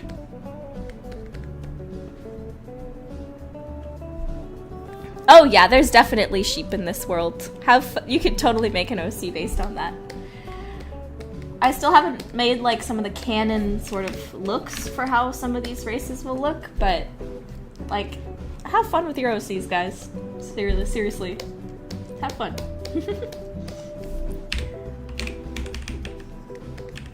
Once like some canon designs are finished for some of those race ideas, I'll let you guys know. Yeah, like Lulu, you would definitely have a sheep Psyquine. That would be so adorable. I can already kind of imagine how she would look. This is Lulu, by the way, chat. Check her out. The Butcher Sheep VTuber. Beautiful model and awesome streams. Definitely check out Lulu. And a great theme too.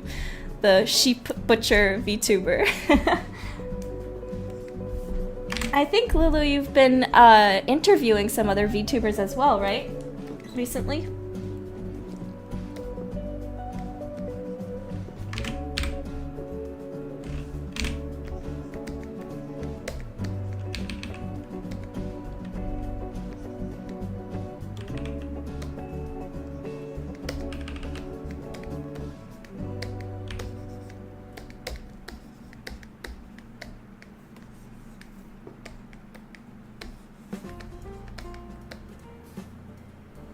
Let's see.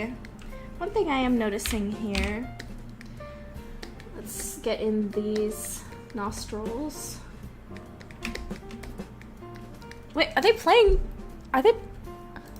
this again? Hold on, let me switch to a different channel now. Ah, ad.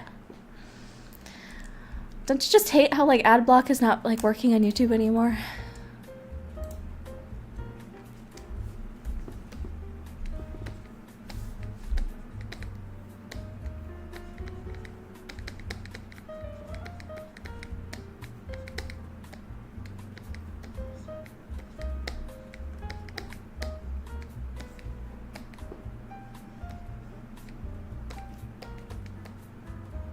I really like how this is turning out, actually. I didn't think I would be so happy with it so early on.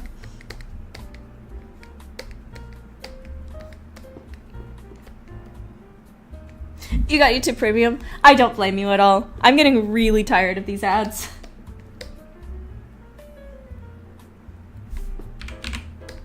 I think her nose needs to be a little bit more pointy, maybe.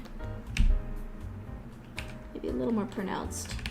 So this is not something I don't think I've talked about yet, but one of the things I've kind of done with the Psyquine too is I've made their noses a little bit big. Specifically with Judith's design, what I thought would be kind of a fun idea is to, I don't know if this sounds weird, but like horses have big noses. Obviously a horse face is different from like a humanoid face, but I thought it'd be kind of cool on Judith's design is that if she has like kind of this kind of wide set sort of nose, like a kind of a wider, bigger nose to kind of emphasize the sort of horsey features a little bit. I don't know if that comes across at all, but that was sort of the idea behind it. I also want to have like each character have a fairly unique sort of nose. Like not everybody has the same one. That's just been something I've thought about a bit when it comes to the Psyquine's designs. They have kind of pronounced noses.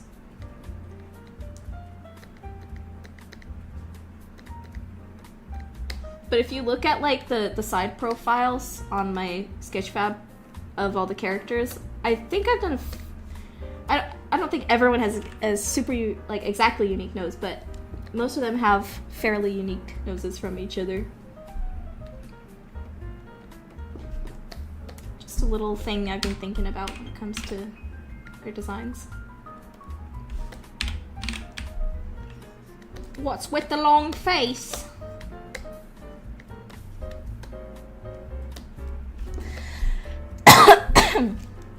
Oh yeah, Petal. Hydrangea is right. She's just dressed up as a bat. She's not an actual bat. She's just a unicorn kid who likes dressing up as a bat. So she made those wings herself. That's why they're all patched up. She constructed them out of what she had lying around. She's a little cosplayer.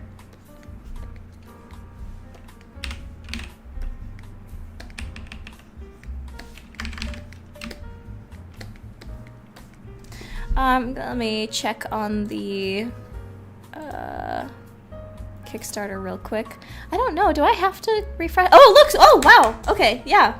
We're up to 19,343. Yoo-hoo! We're so close to halfway. We're so close to 50%. That's so amazing. Thank you, everyone. This is amazing.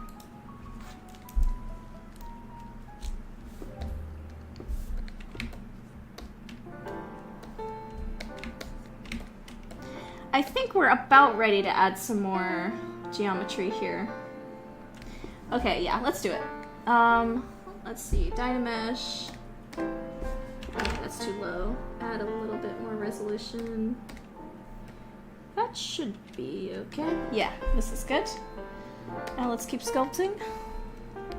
But first let me save. ZBrush, I don't have like auto saves turned on for this. I have to like manually save this. Okay, there we go. My ZBrush thankfully hasn't crashed like a whole bunch, but you still gotta be careful with that.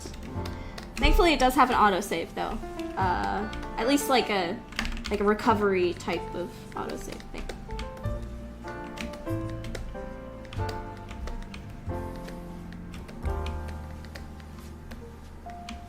uBlock Origin is working for me on Firefox. Ooh, I'll have to look into that.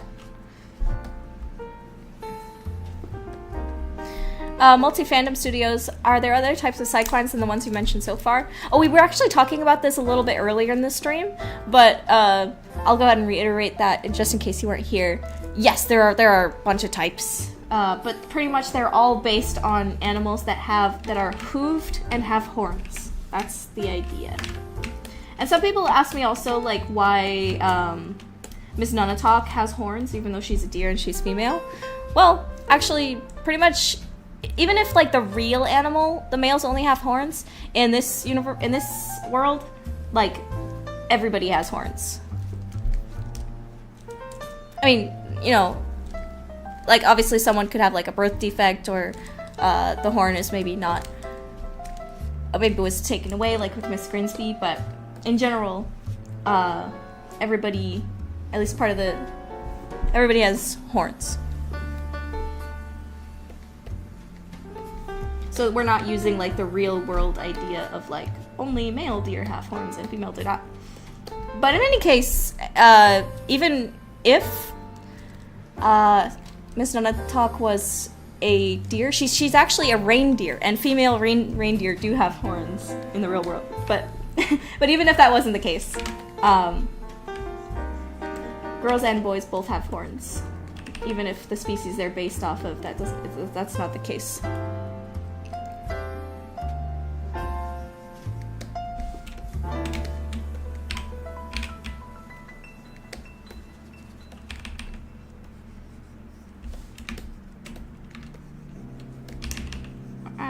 Sculpting the lips is really fun for me, I don't know why. It's just really satisfying seeing it come together. Funtime Dream asks, I got a question. If someone asks you on a post about the game you're making, will you comment on it? I guess that depends on what kind of post it is. Like, I usually try to comment on fan art and stuff like that. I'm pretty busy, but I do try to like comment on and engage with like fan-made stuff because I really respect and appreciate the time that goes into that fan-made stuff. It's a beautiful thing. Whenever I get a new piece of fan art, it really excites me and it makes me feel very appreciated and it's very nice. So thank you everyone for the beautiful fan art. And the fan OCs have been really, really fun to see too.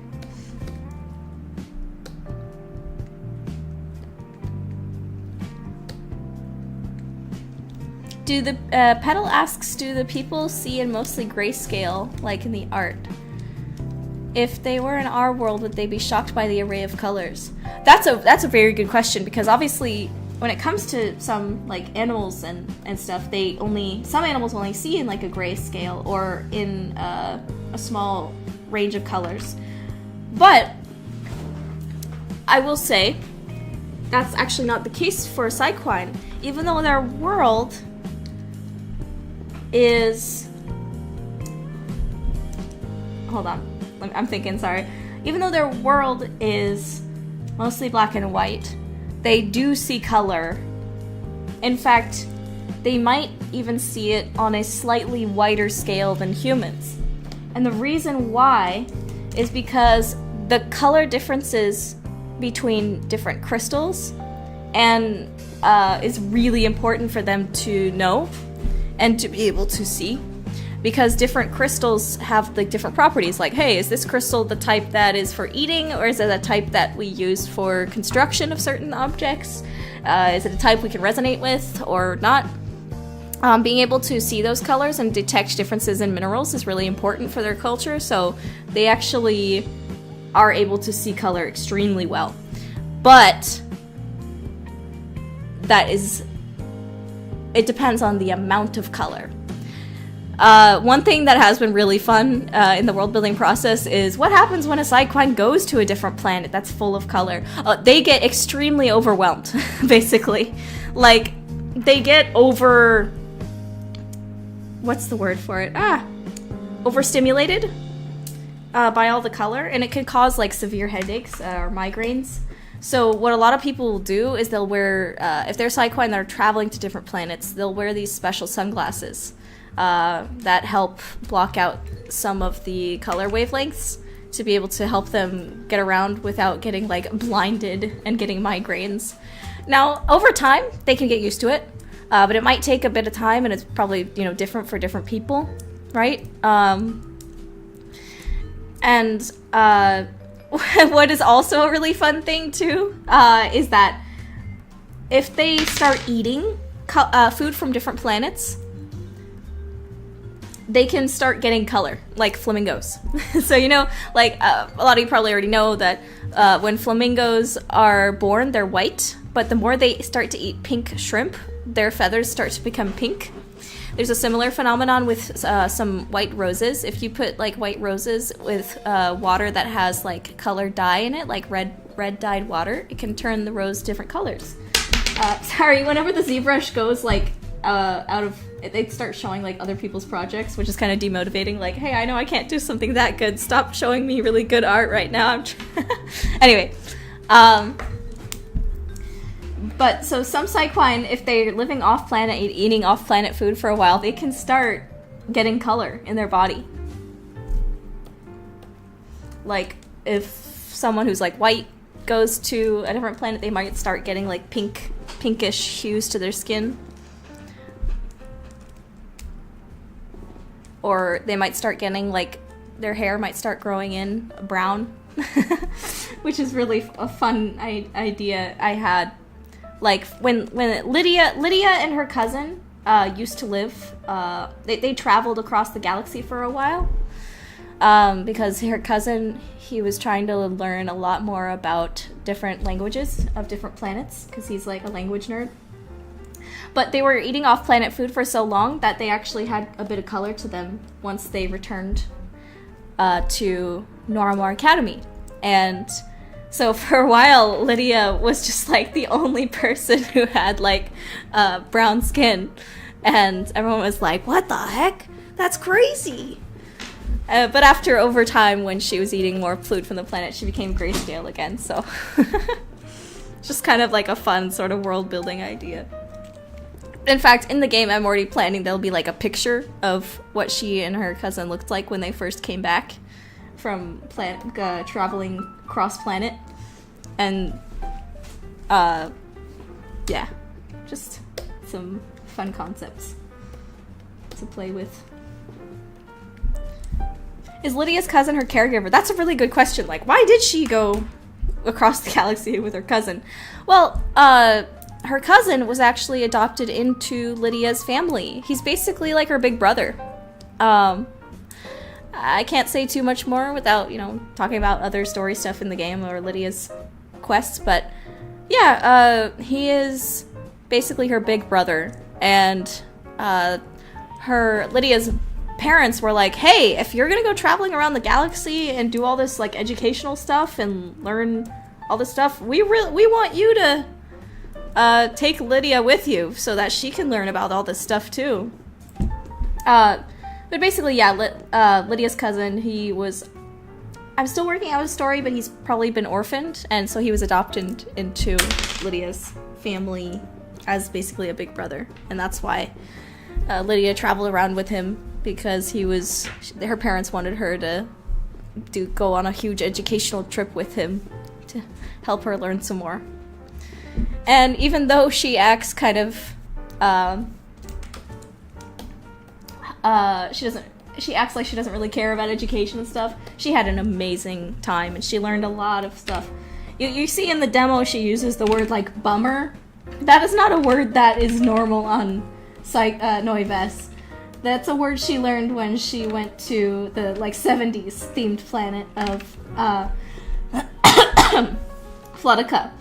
That kind of lingo is not natural to Noives, because again, it's very, like, 1940s inspired, but Lydia is now like a universe traveler, so she learned and picked up lingo and stuff from different planets.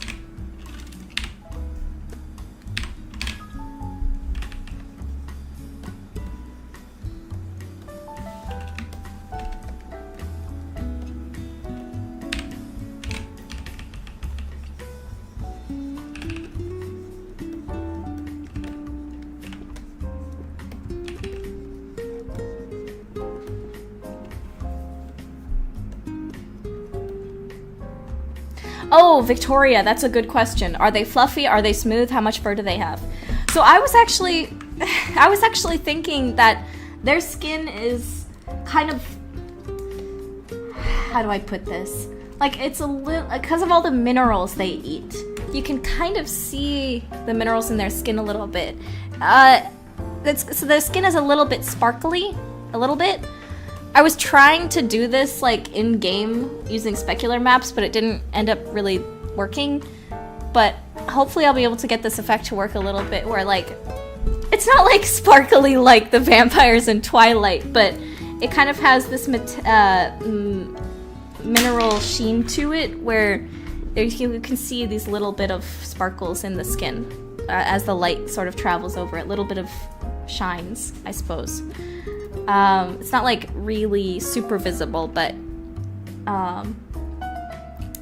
they do have some fur. Obviously, if you look here at her hooves, they've still got some fur here, but it probably starts like right around here and then like gets thicker as it comes down. But like right here on her arms, on her face, she doesn't have fur. It's like some like sort of mineral skin. They do have body heat, like if you touch her arm you'd be able to feel warmth, but it's probably not as like warm as a human person, I guess. That's the idea I had anyway. With this art style you don't really see it, but that's sort of the canon idea.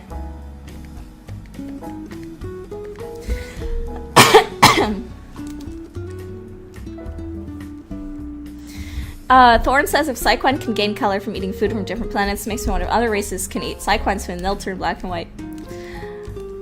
I don't know. I don't think so. I think that would be something that'd be kind of specific to... Well, hold on. I have to think about this because I've heard that if a human does eat food that's all like one color, it can actually change your color to a certain extent. Like if a guy is only eating carrots, his skin does like turn a little bit orangish. So I imagine it might be to a certain extent, but not to the amount that it affects Psyquines, because this is like part of their sort of biology. I don't know.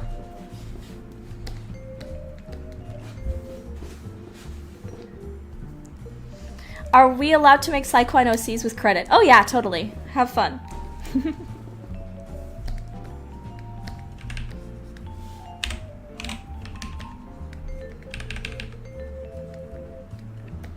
They can be canon abiding, non-canon abiding. Just have fun with it.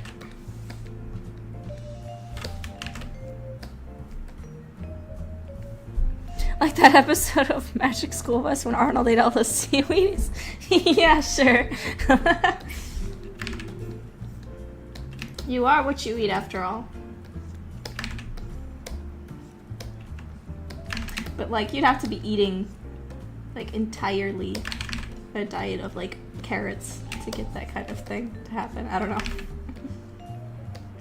I'd have to look more into that if that's true or not.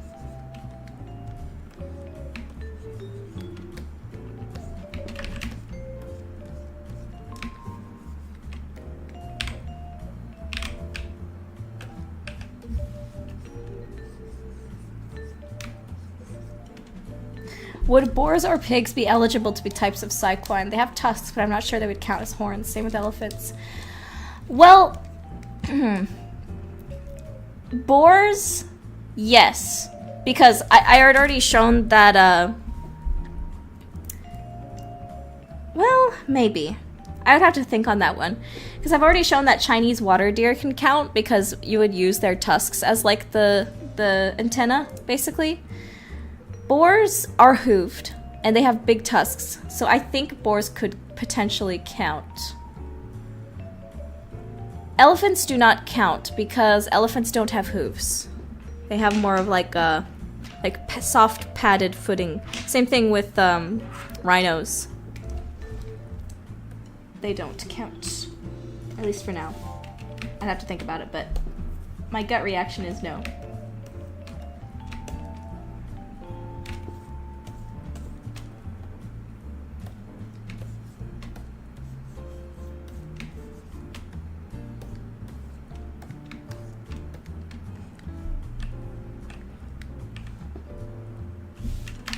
If you decided to update the game into color, how long would it take? A long time. The reason why is because taking black and white textures and putting them into color is not as simple as just putting a filter over it or putting like a color overlay in Photoshop. You know what? Let me show you guys a quick example of this. Because this is actually really interesting to talk about when it comes to painting textures. Let me pull up like a League of Legends character on Sketchfab. Let's see, what's a good example? Okay, here we go. This is one of the models that was made by Katarina Borikina. Katya Borikina. She mentored me for a little bit on doing this hand-painted art style. One thing that you really gotta think about when you're painting in color is that it's never one solid color when you're making value sheets. If you look at Miss Fortune's face here, if you look really close, we've got kind of more of a yellowish here tint, and then here it's a lot more of a reddish tint when you get to her cheeks and blush. And under her eyes you're seeing a little bit of a blue tint.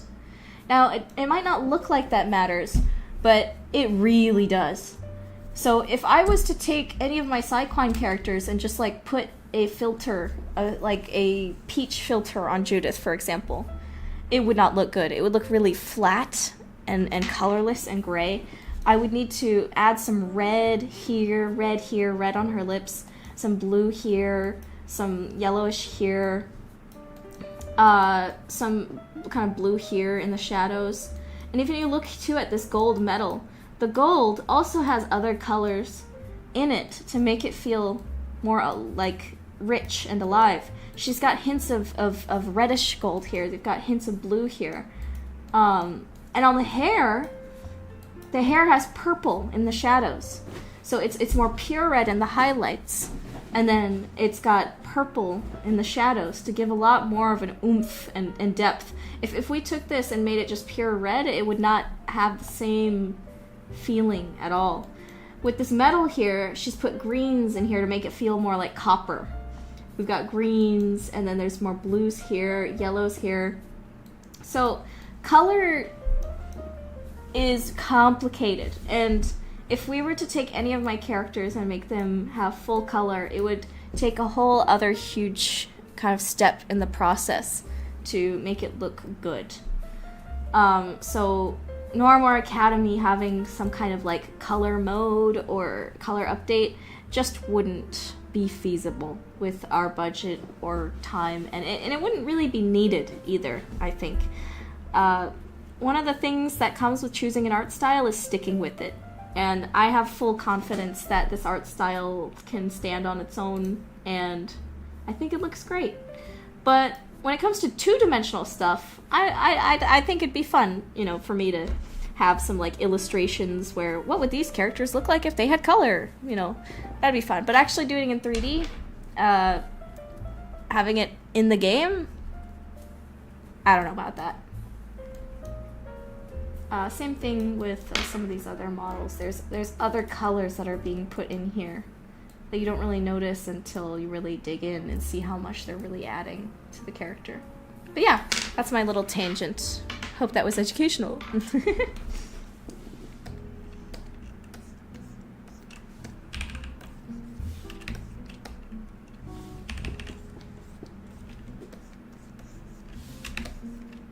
But for those who don't know, League of Legends art style has basically been like a huge inspiration for me. And it's kind of my dream goal one day to be as good as some of these guys. There's still a lot of stuff I need to get better at and study, especially when it comes to anatomy and drawing. But I'm working, and I'm just gonna keep trying to get better. Because every artist, even the best ones in the world, have to keep studying and grinding.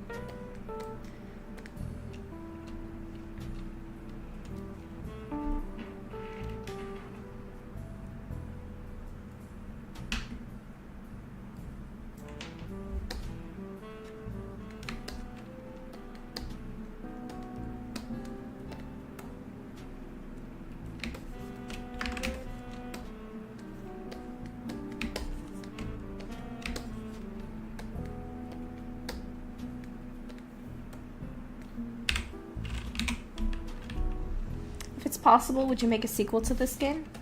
I don't know. I've thought about it.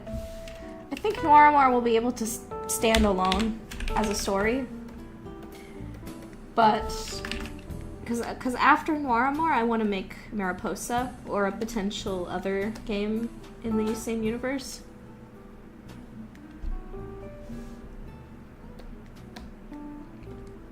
League of Legends has some of the best designs, some of my favorite ever designs, and some pretty generic designs. But in general, their character design team is just fantastic. That doesn't mean they can't get limited by certain like bigger decisions or made by like more corporate interests, like how one of the things that people have been recently complaining about is like all the new champions are just like humans. And we're sort of missing the monster characters or the more unique characters. But when they get a chance to really cook, they can cook. That design team is extremely talented. When they cook, they cook. I really wanted to work there for a while. I still kind of want to work there, but they've been going through a lot of really awful layoffs recently, and some extremely talented people have been laid off, which is super unfortunate.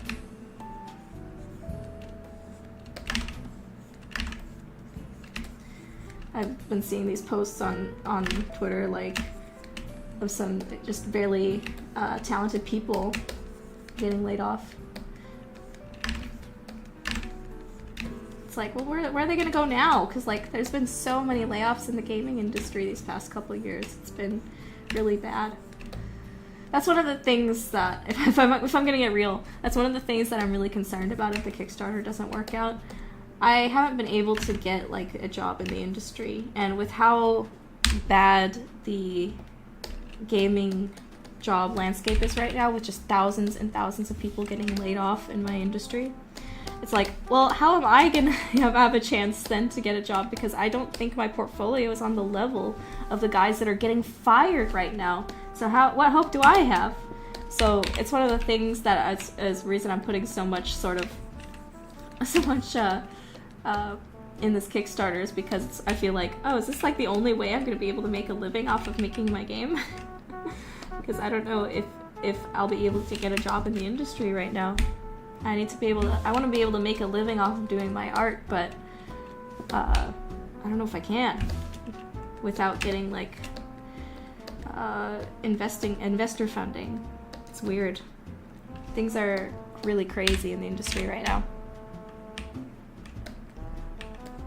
Does your game have any interested publishers? No, not right now. I reached out to a lot of them, like over 100, I think, earlier this year.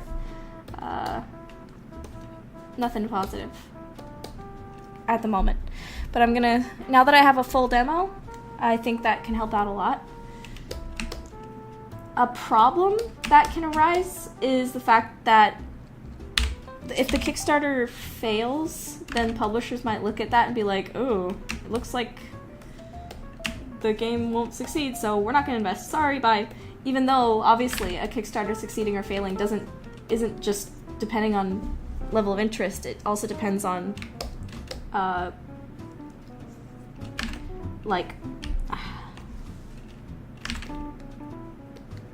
sorry, what's the word? Sorry, when I'm sculpting, I'm trying to figure out words. It also depends on, like, exposure. And that's one of the biggest problems I've been having is getting exposure. It's really difficult to get exposure.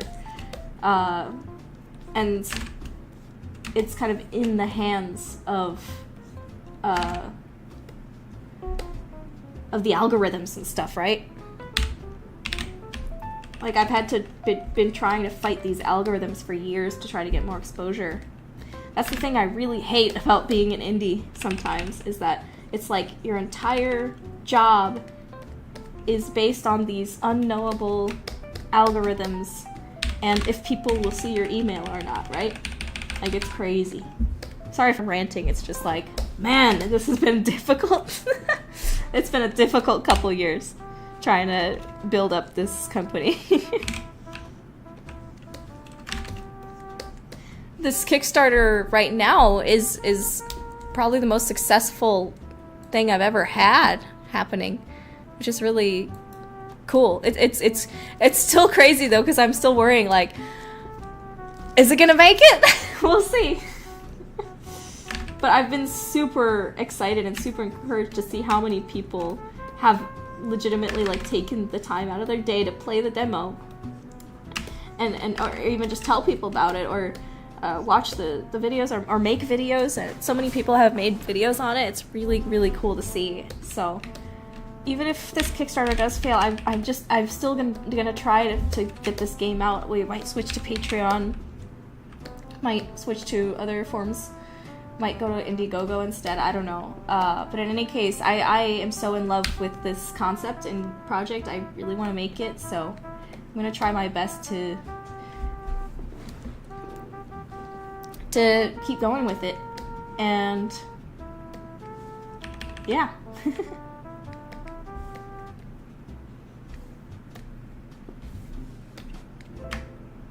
End of rant.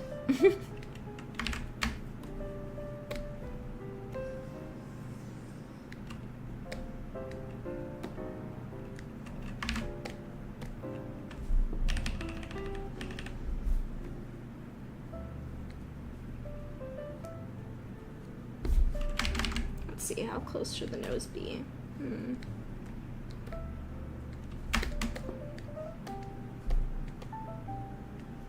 Welcome, Lucas. Fun time. I'm sorry, I can't, like, answer every question in the chat. I'm also trying to sculpt, but let's see. Your question was, for the sheep characters, are their wool fluffy and soft, or do they shave to cool down before they overheat? Oh yeah, they probably shave it to... Yeah, that sounds about right.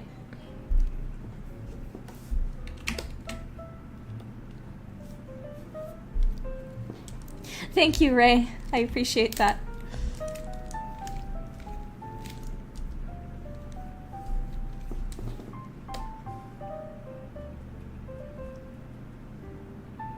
That's a good point, Hydrangea. Yeah. I'm a lot of these Fire developers probably will start going indie. And who knows, maybe in the next couple of years we're gonna see some really cool indie stuff coming from the guys that were let go.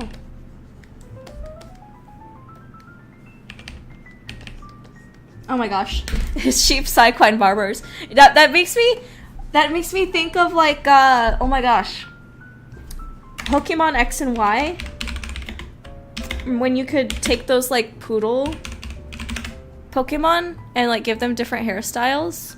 Hold on, I'm finding the picture here. Oh yeah, it was called Furfrou. Sorry, so Pokemon X and Y was my first Pokemon generation. I think I played it when I was like 16. So this Pokemon in X and Y, you could take it to the barber and it could get like these different haircuts. It was really funny. Very cute. So I imagine it could be like that for the sheep Psyquine. They have this like woolly hair and they can get it cut in like all these really fun ways. We've seen like what with people that have like 4C hair, they're able to like style their hair in like some really cool, beautiful ways. All these kind of shapes.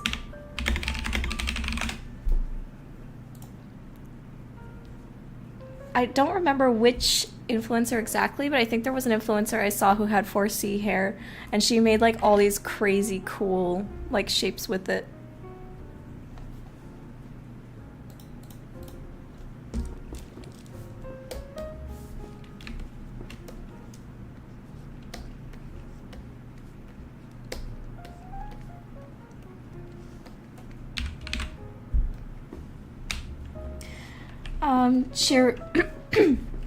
Chiramino asks, when using magic, will there be like a mana bar to limit it? Oh yeah, totally. Actually, which devlog is this in? If you watch my devlog series, it might be in episode 2 or 3. I think the episode where I talk about creating characters, I think that talks more about the Psyquine. Basically, if you look at these golden lines right here, each line is like a spell slot. And then they regenerate over time. But for the characters who have 2 horns, they generally use 2 spell slots. Though it depends on which. I think for the cow and the ram Psyquine, they use 2. One on each horn per spell. But for the deer, I think the deer do use, from what I remember what I wrote down, the deer only use 1 per, so like they like kind of each horn for the deer, it's like each horn is like 1 spell slot. Well, each like branch, I should say, each branch on the horn is a spell slot. And then the deer are pretty quick with their spells, while the cow and the goats they're a little slower. But yeah, each one is basically a spell slot. Think of it like D&D, I guess. And then it takes a little bit of time. Not like a short rest or a long rest like in D&D. There's like a cooldown time, I guess, for regenerating the spell slots. It'd be pretty fun, actually, I think, to have like a RPG for Noiramore, like a Dungeons and Dragons pen and paper. It'd be fun to do like a Psyquine race. I've been thinking of doing like a D&D one-shot thing with some of my friends. It'd be fun to do like a Psyquine themed one.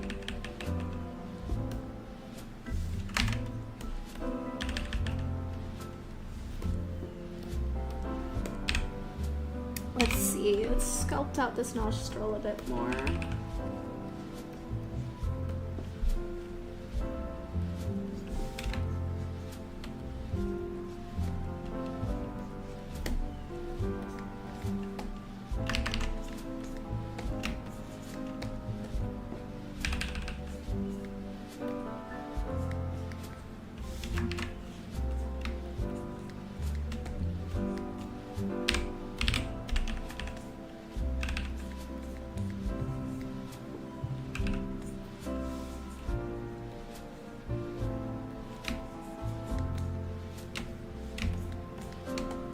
I don't know how deep I want her wrinkles to be. She's not think she's in her 40s, maybe? I have to look again at what I put for her age. I think she's in her 40s. So she's not gonna have like super deep wrinkles, but they will still be there.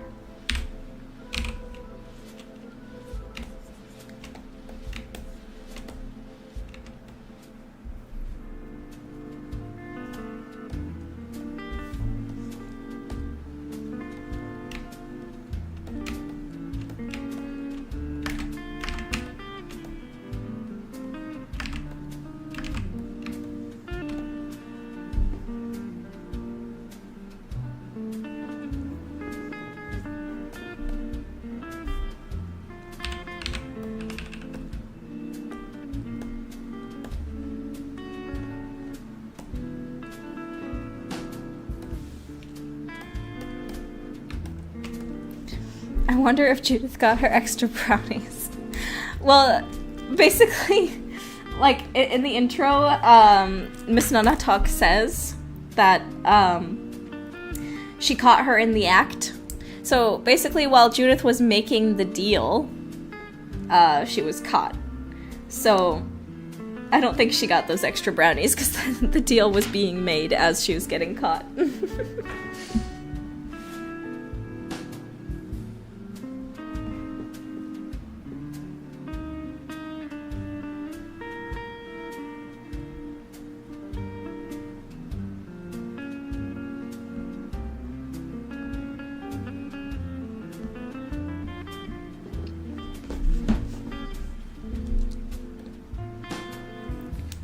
Please extend the GoFundMe. Oh, I wish I could, but I can't.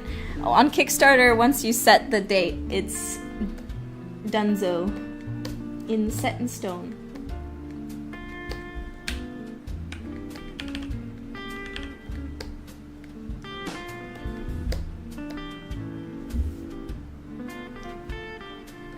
Can Skycoin have heterochromia? Good question. Maybe... Okay, so I don't know if I can answer this question right now because I'm actually working on the lore of how their eye colors work. So eye color can be changed, basically. The way I currently have it written is that Psyquine are born with like gray eyes, and then there is a process that they do to change the color to whatever the current family color is. I was thinking that maybe their eyes kind of have like these little tiny crystals inside them, and then they're through some way maybe wearing like special contacts for a while. Those crystals are like bled, or the crystals like retuned or changed the color to the preferred color. That was kind of the idea anyway. So if they could have heterochromia, but it would probably be by choice. And it would be looked down upon probably because the cultural standard is to have your eye color be the eye color of your family and your family line. Now, how does the family line get chosen? Is it the dad or the mom's family that will have the family line? Well, it's probably based on who has the greater societal standing, probably. Like, if a commoner married into a royal or semi-royal family, like if a commoner man married a woman who is like a lady, then he would probably take her color. And he would change his gloves, change his horseshoes, change his eye color to be her color. Take her family name.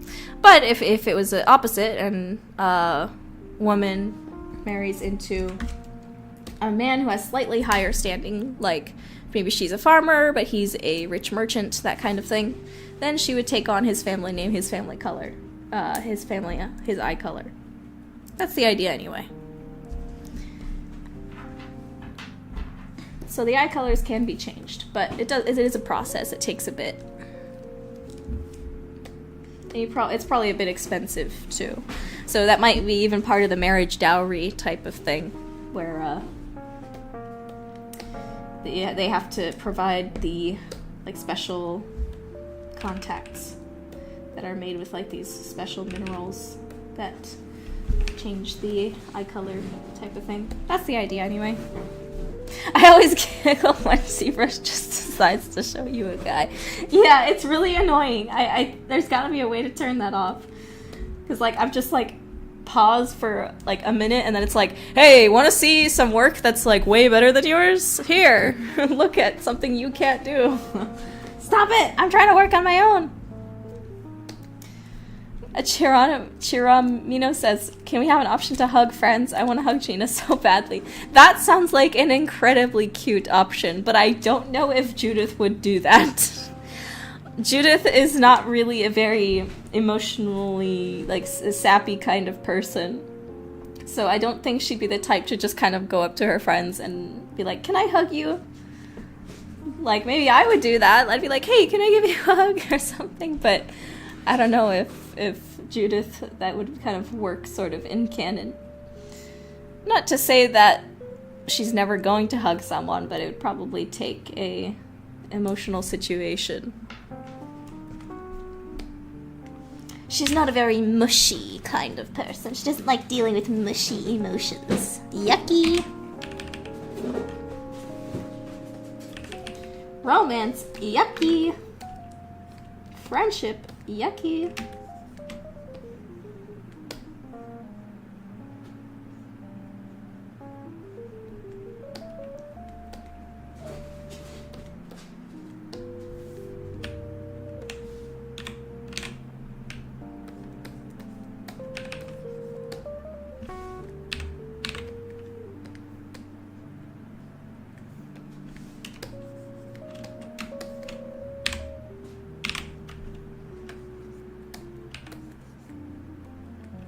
Becky, yucky! Becky and Nicholas, both. Both of them, she's like, yucky!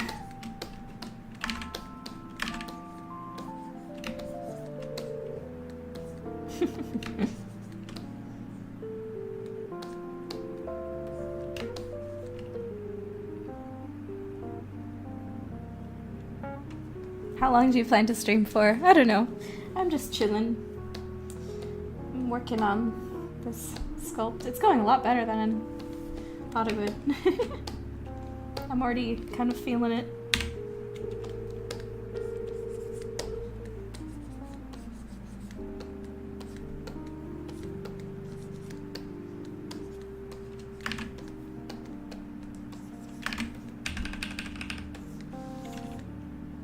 Probably maybe at least for 15 more minutes.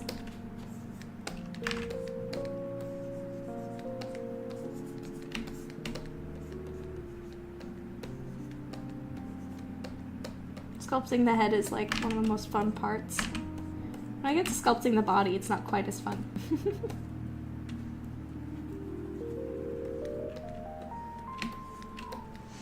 Will we have a flashback or side quest that shows a bit of Becky and Judith's past friendship? Oh, you're definitely gonna know what happened. Why Judith doesn't like Nicholas and Becky and what she did to them. Why Nicholas and Becky do not like her very much.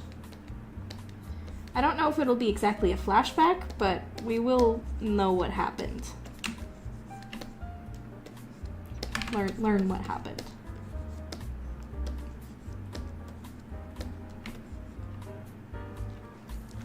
Oh, thank you, Ray. I really appreciate that.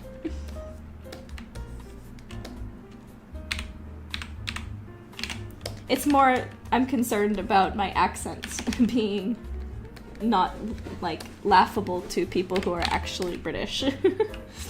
Like, if I have, like, a British person, like, watching, like, playing the game, I don't want to be, like, so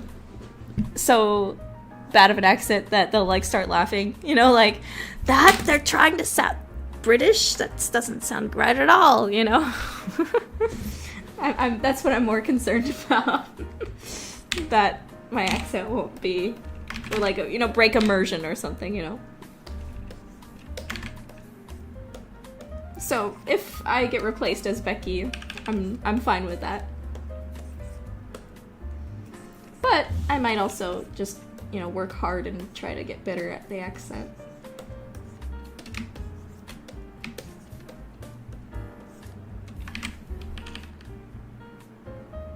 If you were a Psychine, which one would you be? That's a good question. I mean, it'd probably be unicorn.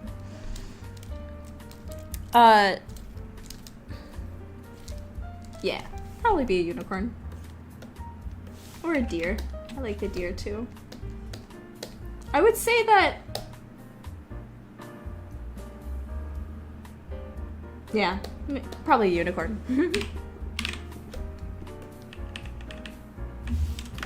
As it is, I don't even know which race out of the whole like Mariposa lineup that I would be if I had like a self-sona or whatever in the Mariposa universe.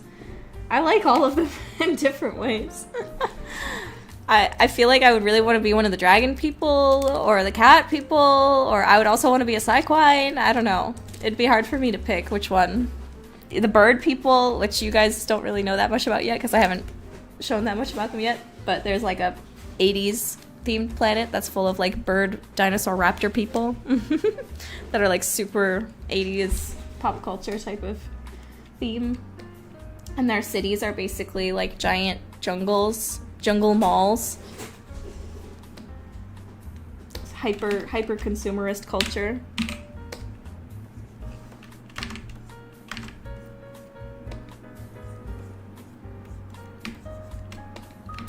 But that'll be talked about more another time.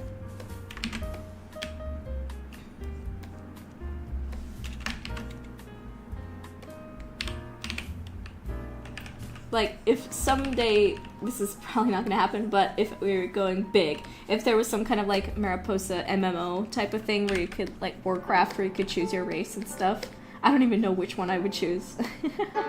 I'd probably have multiple characters.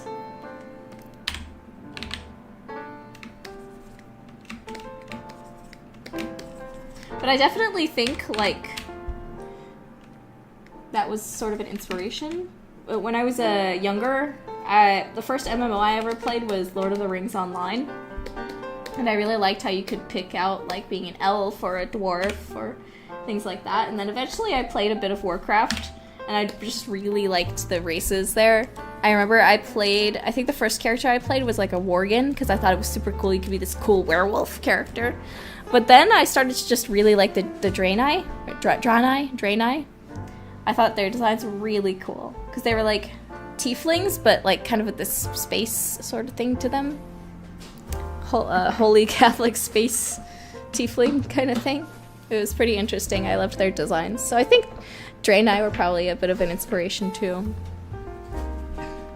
But I also really like the options in Final Fantasy XIV as well. I picked the dragon characters because I like dragons. I wrote a whole book about a girl that turns into a dragon. Dragon people are cool. I haven't played Warcraft in a long time, but I saw they had some kind of cool dragon people too, which was neat. I just think it's really fun making fantasy races. I like it.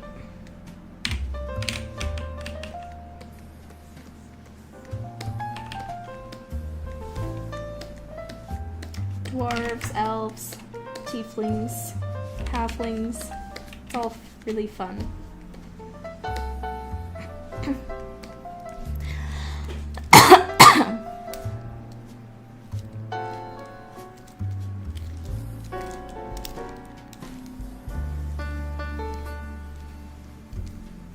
Oh, Petal? Petal, when it comes to the Sweetie Belle, that was not the intention, but she definitely turned out looking like Sweetie Belle, didn't she? I made a joke about that actually in one of my devlogs.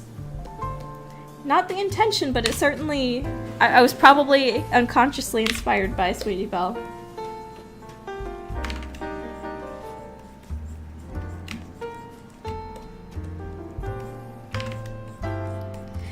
I probably will put some kind of subtle cute little pony references in the game. I already have some plans for what that might look like. I have to acknowledge my roots, you know?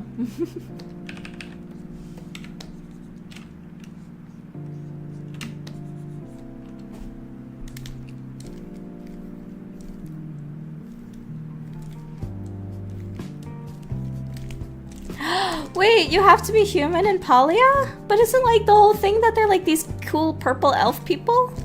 Dang. All of the stuff I've seen from Palia has this beautiful like fantasy look to it, and I was like, oh, that's cool. All the people are like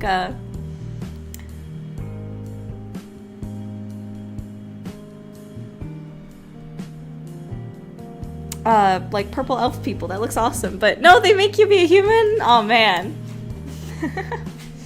I'm one of those people that's like almost never wants to be human in any fantasy game. Like, I'm already human. I think it'd be fun to try out being a fantasy character. Except in Elder Scrolls. In Elder Scrolls, I'm always a human, though. Because, like in Skyrim, I just don't like how the elves look. I don't like how the Argonians look. I don't really like how the Khajiit look. It's almost a little too furry for me. I don't know. Maybe it's just the way they're modeled. I feel like the Khajiit look a little bit better in Elder Scrolls Online. But generally, I think I'm usually human in Elder Scrolls games. Just because I don't really like the designs of the other races. Which is like blasphemous, because I love elves. You'd think I'd just run to be an elf, but I really don't like how the elves look in Elder Scrolls. But when I played Lord of the Rings Online, I was like elf all the way, baby. Heck yeah, elf.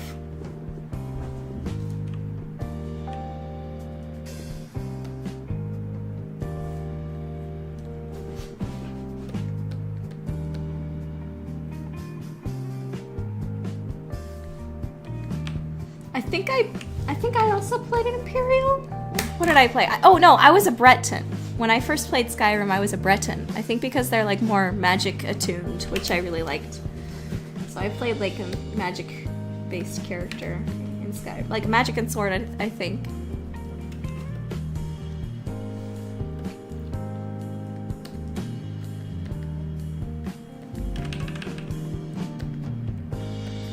I think my sister played a Red Guard.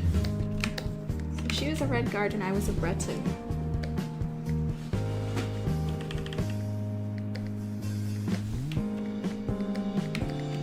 Okay.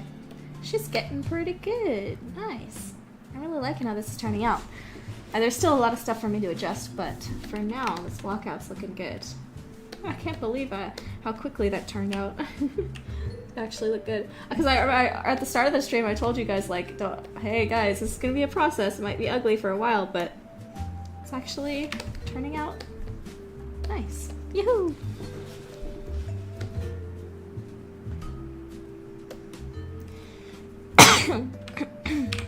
Sorry if I'm coughing, by the way, just asthma stuff.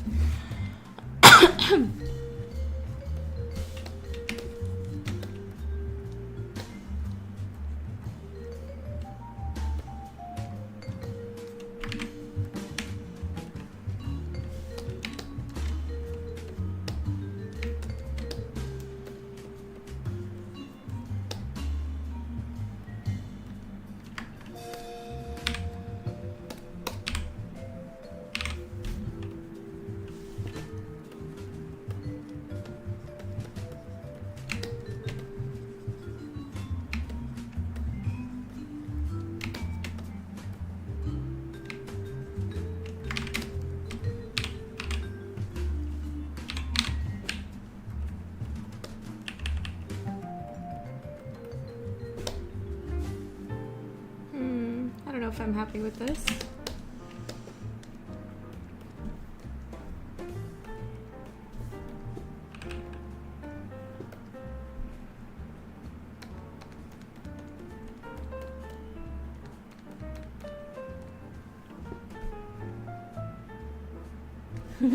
Hey, Cranky Corvid, welcome.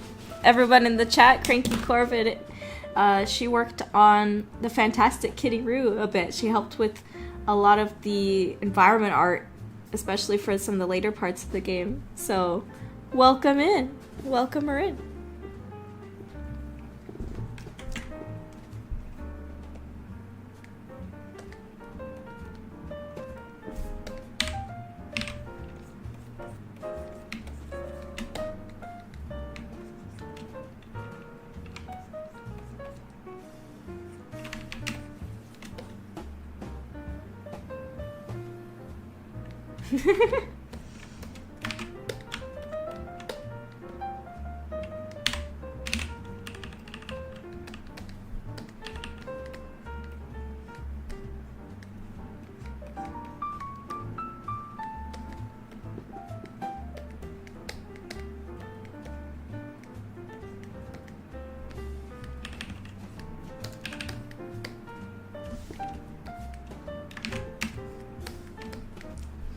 Alright, let's update the Kickstarter. Where are we at now?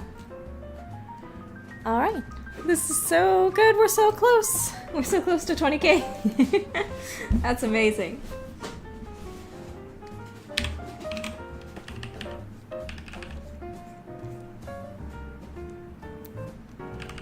I just got this like PNG Tuber app today. I think it's called PNG Tuber Plus. So I just put in the Rita Ragtime things. But I think I saw there's like a lot of features that are part of this app, so I can like do layers and stuff. So I might go in and like actually do some layers of Rita and make this like a kind of cute little semi-complicated PNG tuber. I really don't have time to like make a fully rigged VTuber model of her, nor the money to pay someone to do it, but I think a PNG tuber will work fine for now. All good. I don't want to like do camera streams very much because I have to like, you know, put effort into like putting on makeup and like doing my hair really nice and stuff. So sometimes it's just nice to like chill.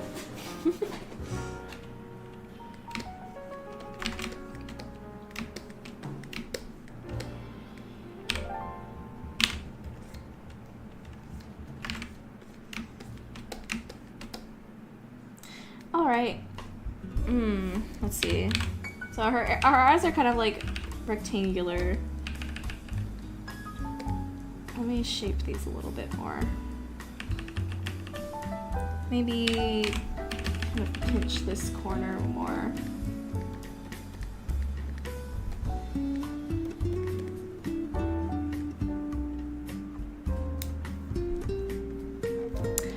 Oh, actually, no, not all the rings are specifically gold. There's actually slightly different as well. There's like bronze and silver horns as well, like rings and blood. So while most of them are gold, there's also like bronze and silver types as well.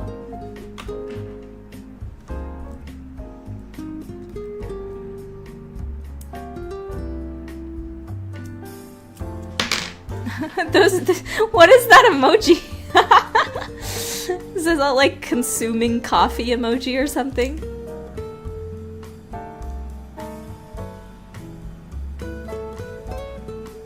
Oh, nice, Victoria. I'm happy to see it.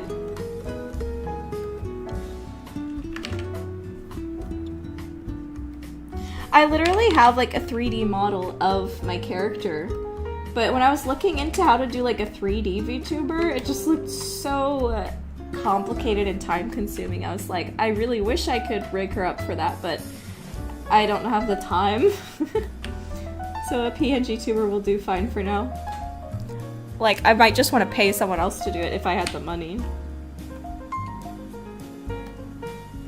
I got enough 3D knowledge I have to learn.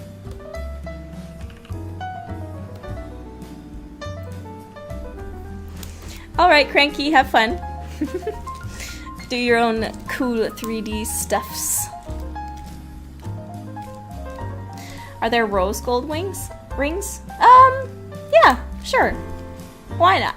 That sounds cute.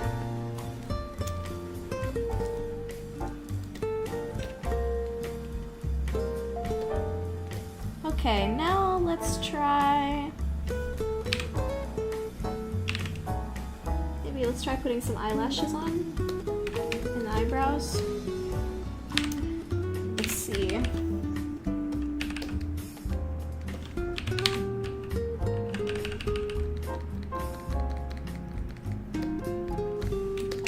So one thing I gotta make sure to have here is that the eyebrow line goes into this kind of forehead line right here. And then it goes down into the cheekbone. I should really have some references up here. Let's see, do I have any skull references? This is like a huge reference sheet I used for a bunch of characters. Like when I was making the tail on the deer lady, and I was painting hooves. I got some references there. When I was painting Miss Noiramore, I was like having her hair there and like having some old lady's reference for her face. Let's see, do I have a skull reference here? Oh, I also had like arcane reference for painting faces too. And like knitting reference when I was painting the vest for Judith. Let's see. I don't have a skull reference in here. I'll have to put it in.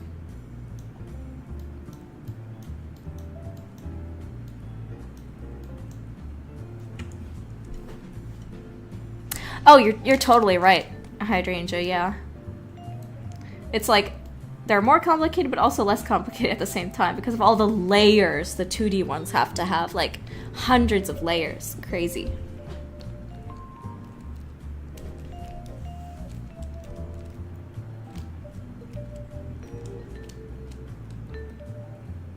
Yeah, definitely.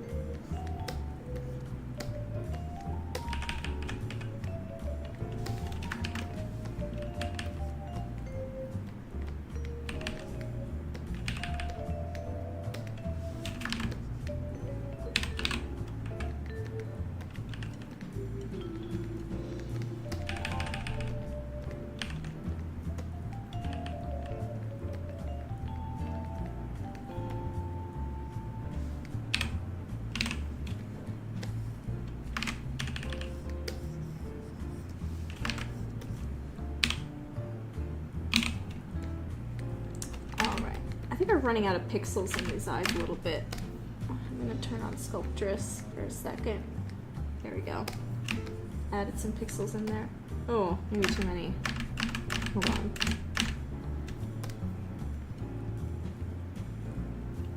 Okay, turn it off.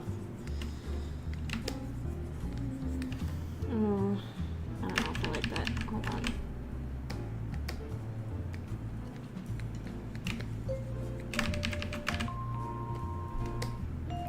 Okay, well, for now,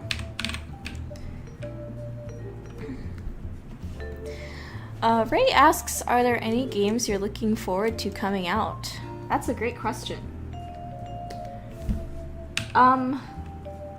Yes, let me think. I know there is. I think there's been a couple games that have already come out that I'm excited for, but I can't afford right now or just haven't played yet. I recently bought Astrobot, which I really like the look of, and I'm looking forward to playing it.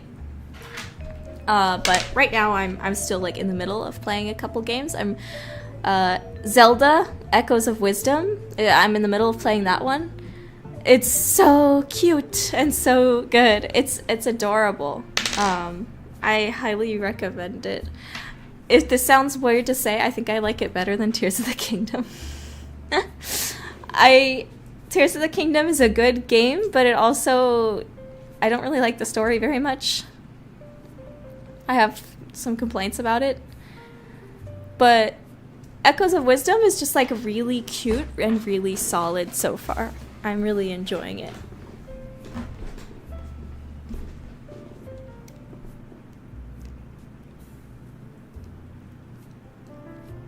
Oh, is that my keyboard? My keyboard is really loud, sorry.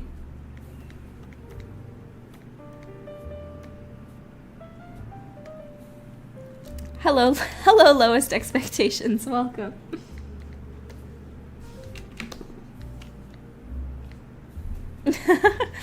I was expecting a lot more when it came to the Tears of the Kingdom story. Maybe my expectations kind of,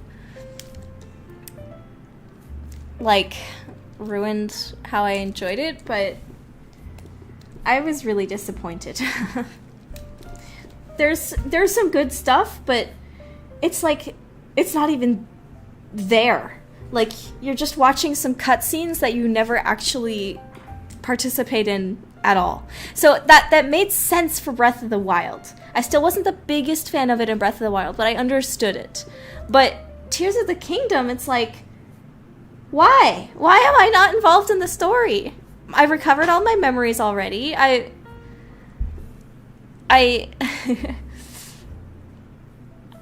now like part of the main timeline now. And then we get to the sequel and it's like, nope, actually, you're still not a part of the actual cool story that's happening. You're just watching it from afar.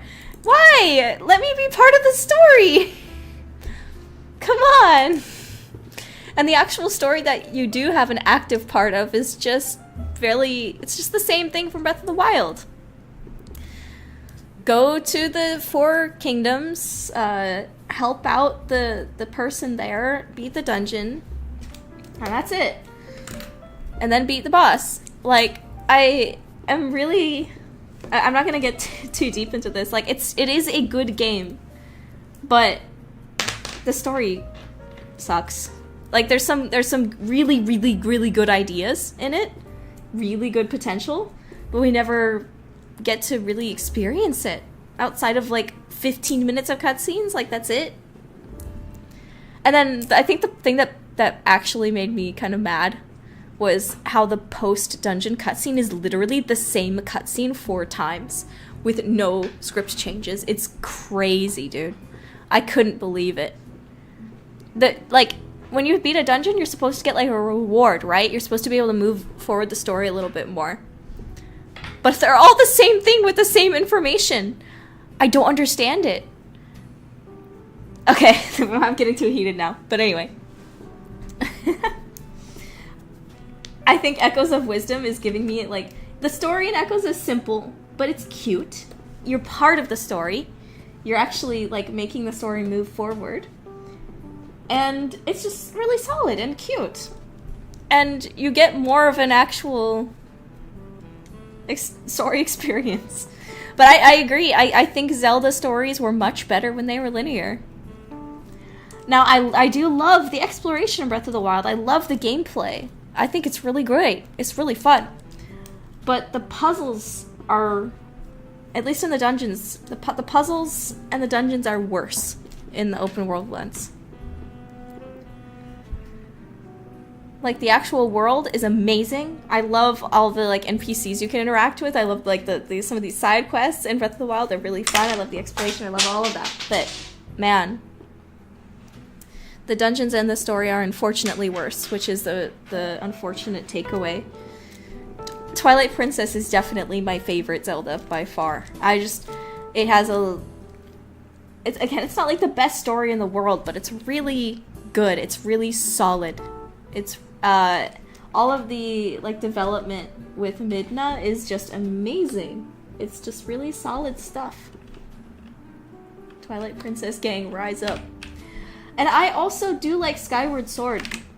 For me, the biggest problem with Skyward Sword is just how much backtracking you have to do. but the actual dungeons and story itself is good. The motion controls are hit and miss. Sometimes they were really working for me, sometimes they weren't. I feel like it really depends on the person and their individual experience with the controls. But I really enjoy the atmosphere of Skyward Sword a lot. I like it quite a bit. It's just the backtracking is the worst part about it. Doesn't mean it's a bad game. It's just there was just too much backtracking for my taste. I definitely don't agree with the hate for it though. I think it's a good game. I like it a lot. It might be my top 3 Zeldas actually. It's hard for me to rank them because they're all so different and fun in their own ways. Like Wind Waker is really cute. It's adorable, but it still has like a great story too. And what they did with Ganondorf in that game is fantastic. I really wish Tears of the Kingdom had a Ganondorf that was more developed. Like, even though we don't see a lot of Ganondorf in Wind Waker, he feels like a very developed and intriguing character. And his motivations are really interesting too. Anyway. It's just kind of shocking to me how great Echoes of Wisdom is. I really enjoy it. Feels so classical Zelda in a really nice way, even if they have a very new mechanic in it. And I also really enjoy how the game is starring Zelda, but they don't just like copy and paste Link's moveset onto her. They give her her own like magic-based moveset, which I think is a really good idea. Like, if we're playing as a new character, she should feel like a new character.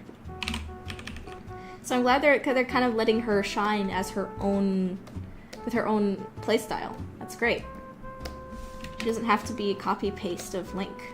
No, there's an option for you to like get possessed by Link's spirit, sort of. I don't quite know what they were going for with... This is not a spoiler or anything like that. There's like a gameplay option where you can have like sword mode and she kind of goes in Link's outfit and stuff. I think that's pretty cute. And it's a good option for people that want to have like a more traditional combat experience, though it is like limited by time. There's like a lot of options in that game on how you can approach encounters. It's a very neat idea.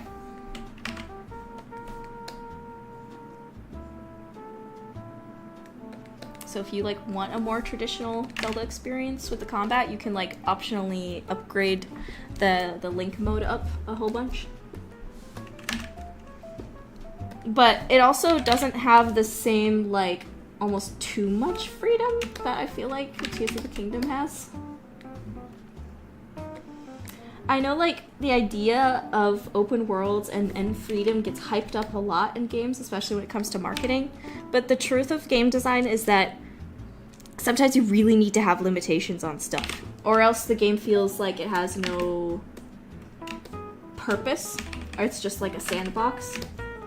And then once you're kind of done messing around with the sandbox, what purpose do you have to be there anymore? And I feel like Tears of the Kingdom kind of edges a bit too much into the sandbox, because the story is not engaging enough for me to want to continue, or there's not enough like meaningful exploration benefits for me to want to keep exploring. Again, it's not terrible, it's a good game, but I really hope that in the next Zelda game they go at least a little bit more linear. What I just really don't understand why the Zelda team seems to think that a linear story is bad, or that you can't tell a linear story in an open world. Cyberpunk, I think, did an incredible job with their story, and it's an open world game. Like, sure, you're gonna have some elements that are, what's the word? When it kind of technically takes you out of the immersion. Like, technically, in Cyberpunk, you're in story, you're on a clock. Your body is literally on the clock. But you can still like do all the side quests, do all the side content, and it won't progress your like condition any further.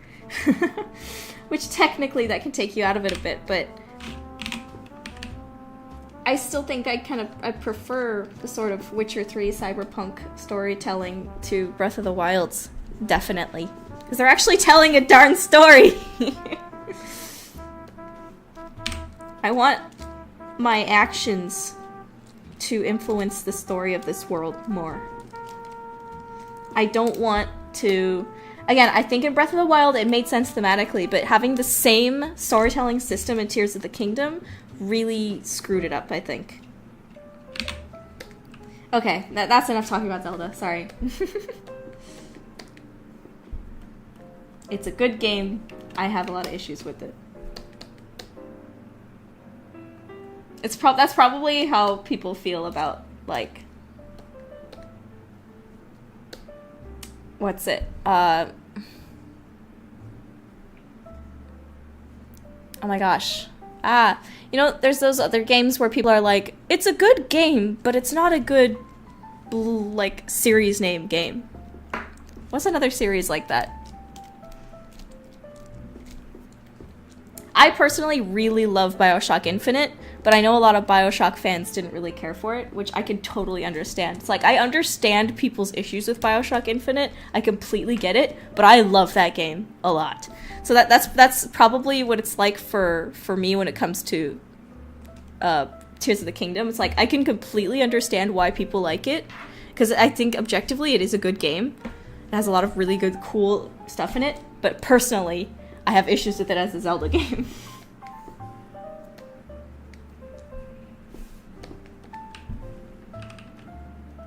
Okay, let's put some eyelashes on this girly.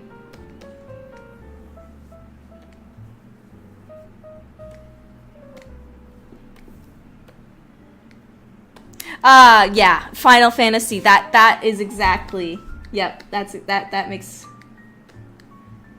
Yeah, I get what you mean. It's like, it's a good game, but it's not a good Final Fantasy game.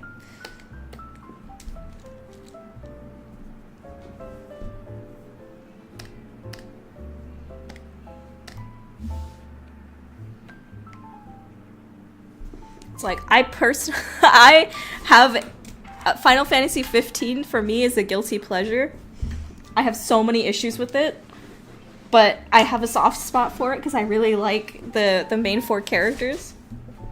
But I also completely understand why Final Fantasy fans don't like it.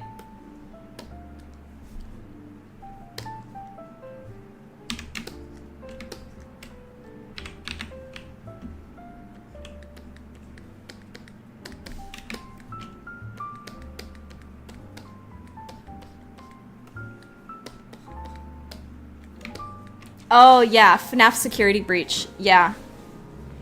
I'm someone who's like a FNAF fan. I like the series, but I've never played a single game in the franchise. I just always watched YouTubers play them. I just can't play horror games very much. The only horror games I've ever played are like Resident Evil. And even then, Resident Evil 2 freaked me out. The remake freaked me out so bad. It took me a bit to like get the nerve to finish it. Because of Mr. X specifically.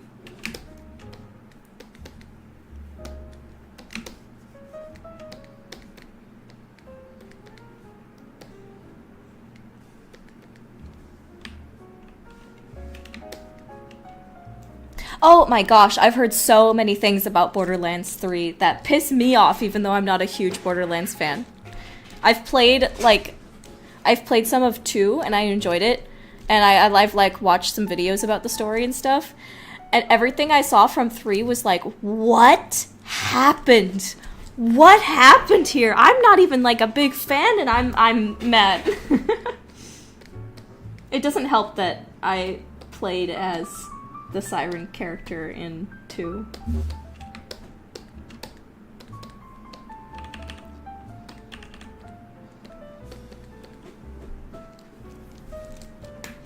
Oh yeah, Caius, that's how you feel about Dragon Age Inquisition. Yeah, yeah.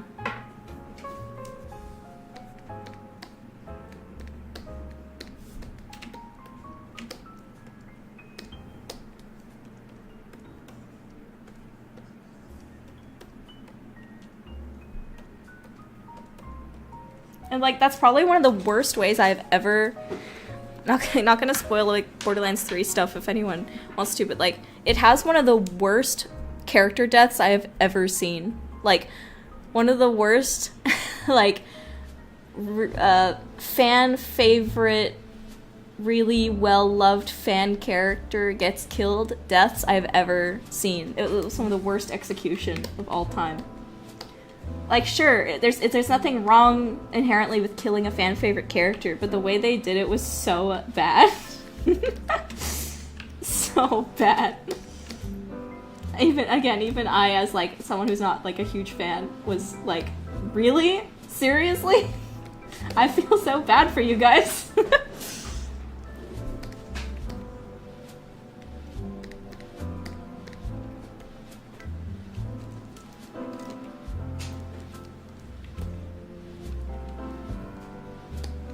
Let's see, I'm going to go ahead and skin shade. Let's see, she's like kind of a gray. I'm going to color the meshes here. 1 second. Fill object. Fill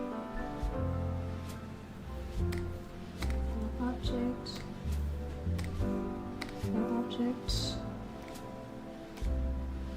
And then you will be white. Ah! Hold on, I didn't need to do that. And then black. Ah! Fill object.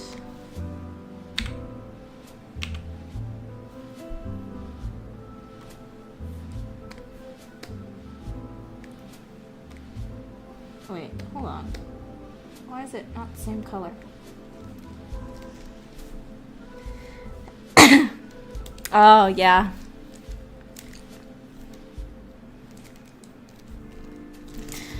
Oh, yeah, Astrobot looks super cute. I'm excited to try it out. Hold on, what's going on here? Is that the same color?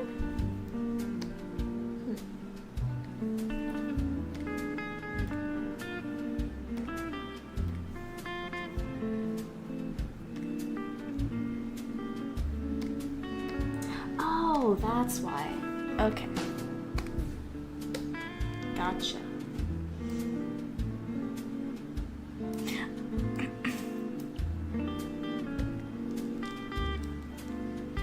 Oh, thank you so much, Carrot Man. I really appreciate that.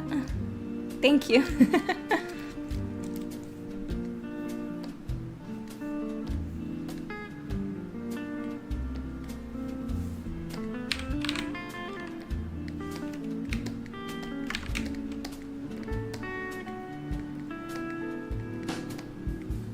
It's been so long since I've done like a chill art stream like this. This has been fun. I'll have to do it more often. The thing is, like, my whole like month of October so far has been just promotion, promotion, promotion, campaign, campaign, campaign, emails, emails, emailing YouTubers, emailing people, emailing everybody.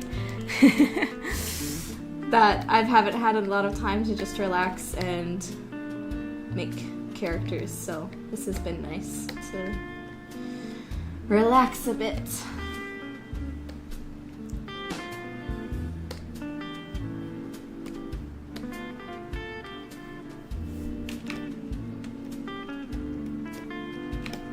Like yesterday I was emailing a bunch of people again, and I was like, please play my game, please. It feels so bad, guys. It's like I'm emailing these YouTubers. I feel like I'm like begging for scraps of attention, like, please. I know you're a big YouTuber, but please play my game so I can get my Kickstarter funded, please. Feels so pathetic, dog. But it's what you gotta do.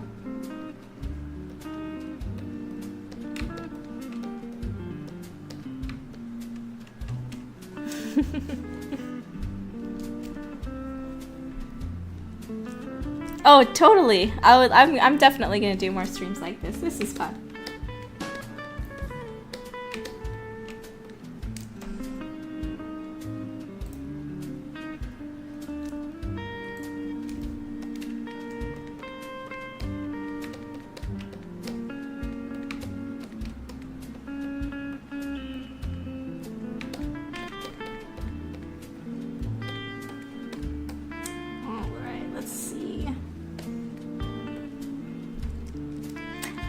Hi, J Deblat. Ah, I'm sorry. J D. J Deblat. Ah, I'm sorry. J Dibiasio Art. I've like read your name, but I've never said it out loud before. Nice to see you here. Welcome back.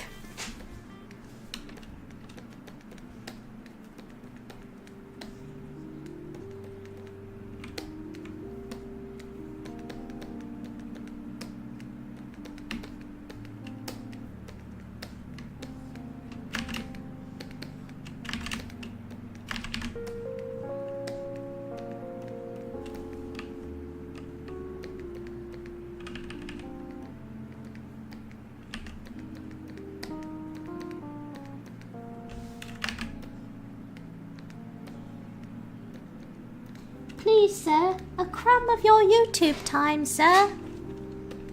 Please stream my game, sir.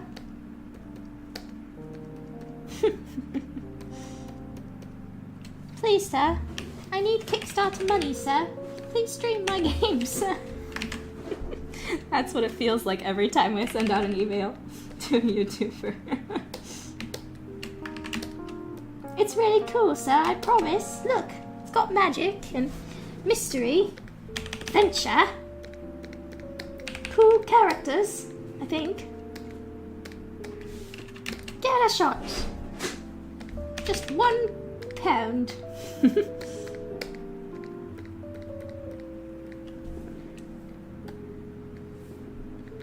I don't have any money to give you to sponsor.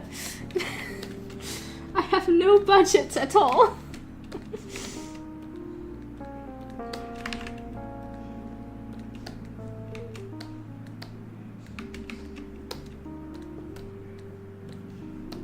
Oh yeah, look at those wings, baby. She got those eyebrows on bleak.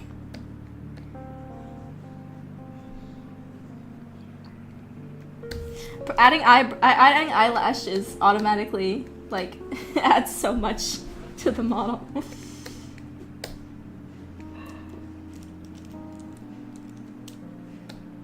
Now let's try... Oh, wait, hold on. Her face is getting covered on the stream. Move her down a bit. Now let's add some eyebrows. That's always fun.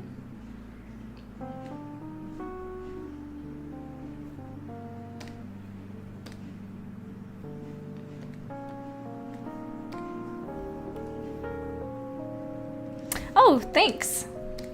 Thank you, Lowest Expectations. Appreciate the wish list. It's actually crazy how much wish lists do help with,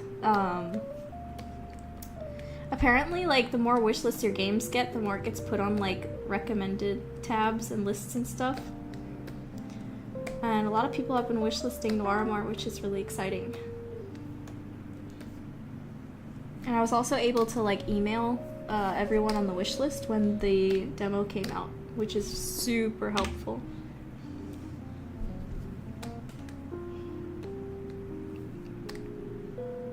That's the thing that's kind of crazy about indie dev stuff, though, is that there's so many indie devs trying to make a living right now.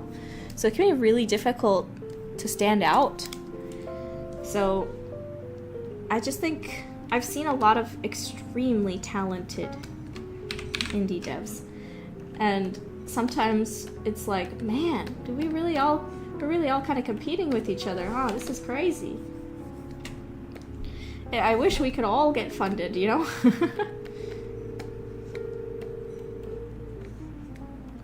Unfortunately, life is not that simple. And I don't really mean like competing with each other like we're direct indie games are direct competition with each other. I mean it's like, you know, people have got a limited amount of money. They've got to choose what they're gonna play, what they're gonna invest in on a Kickstarter, right? So in a sense, we're competing in that way. It feels tough sometimes. If only everybody could get their indie games funded, you know?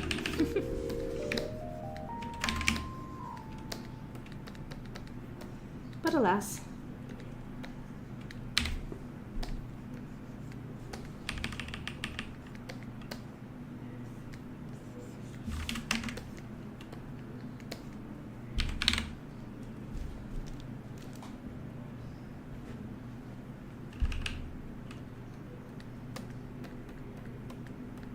Oh, did our music stop?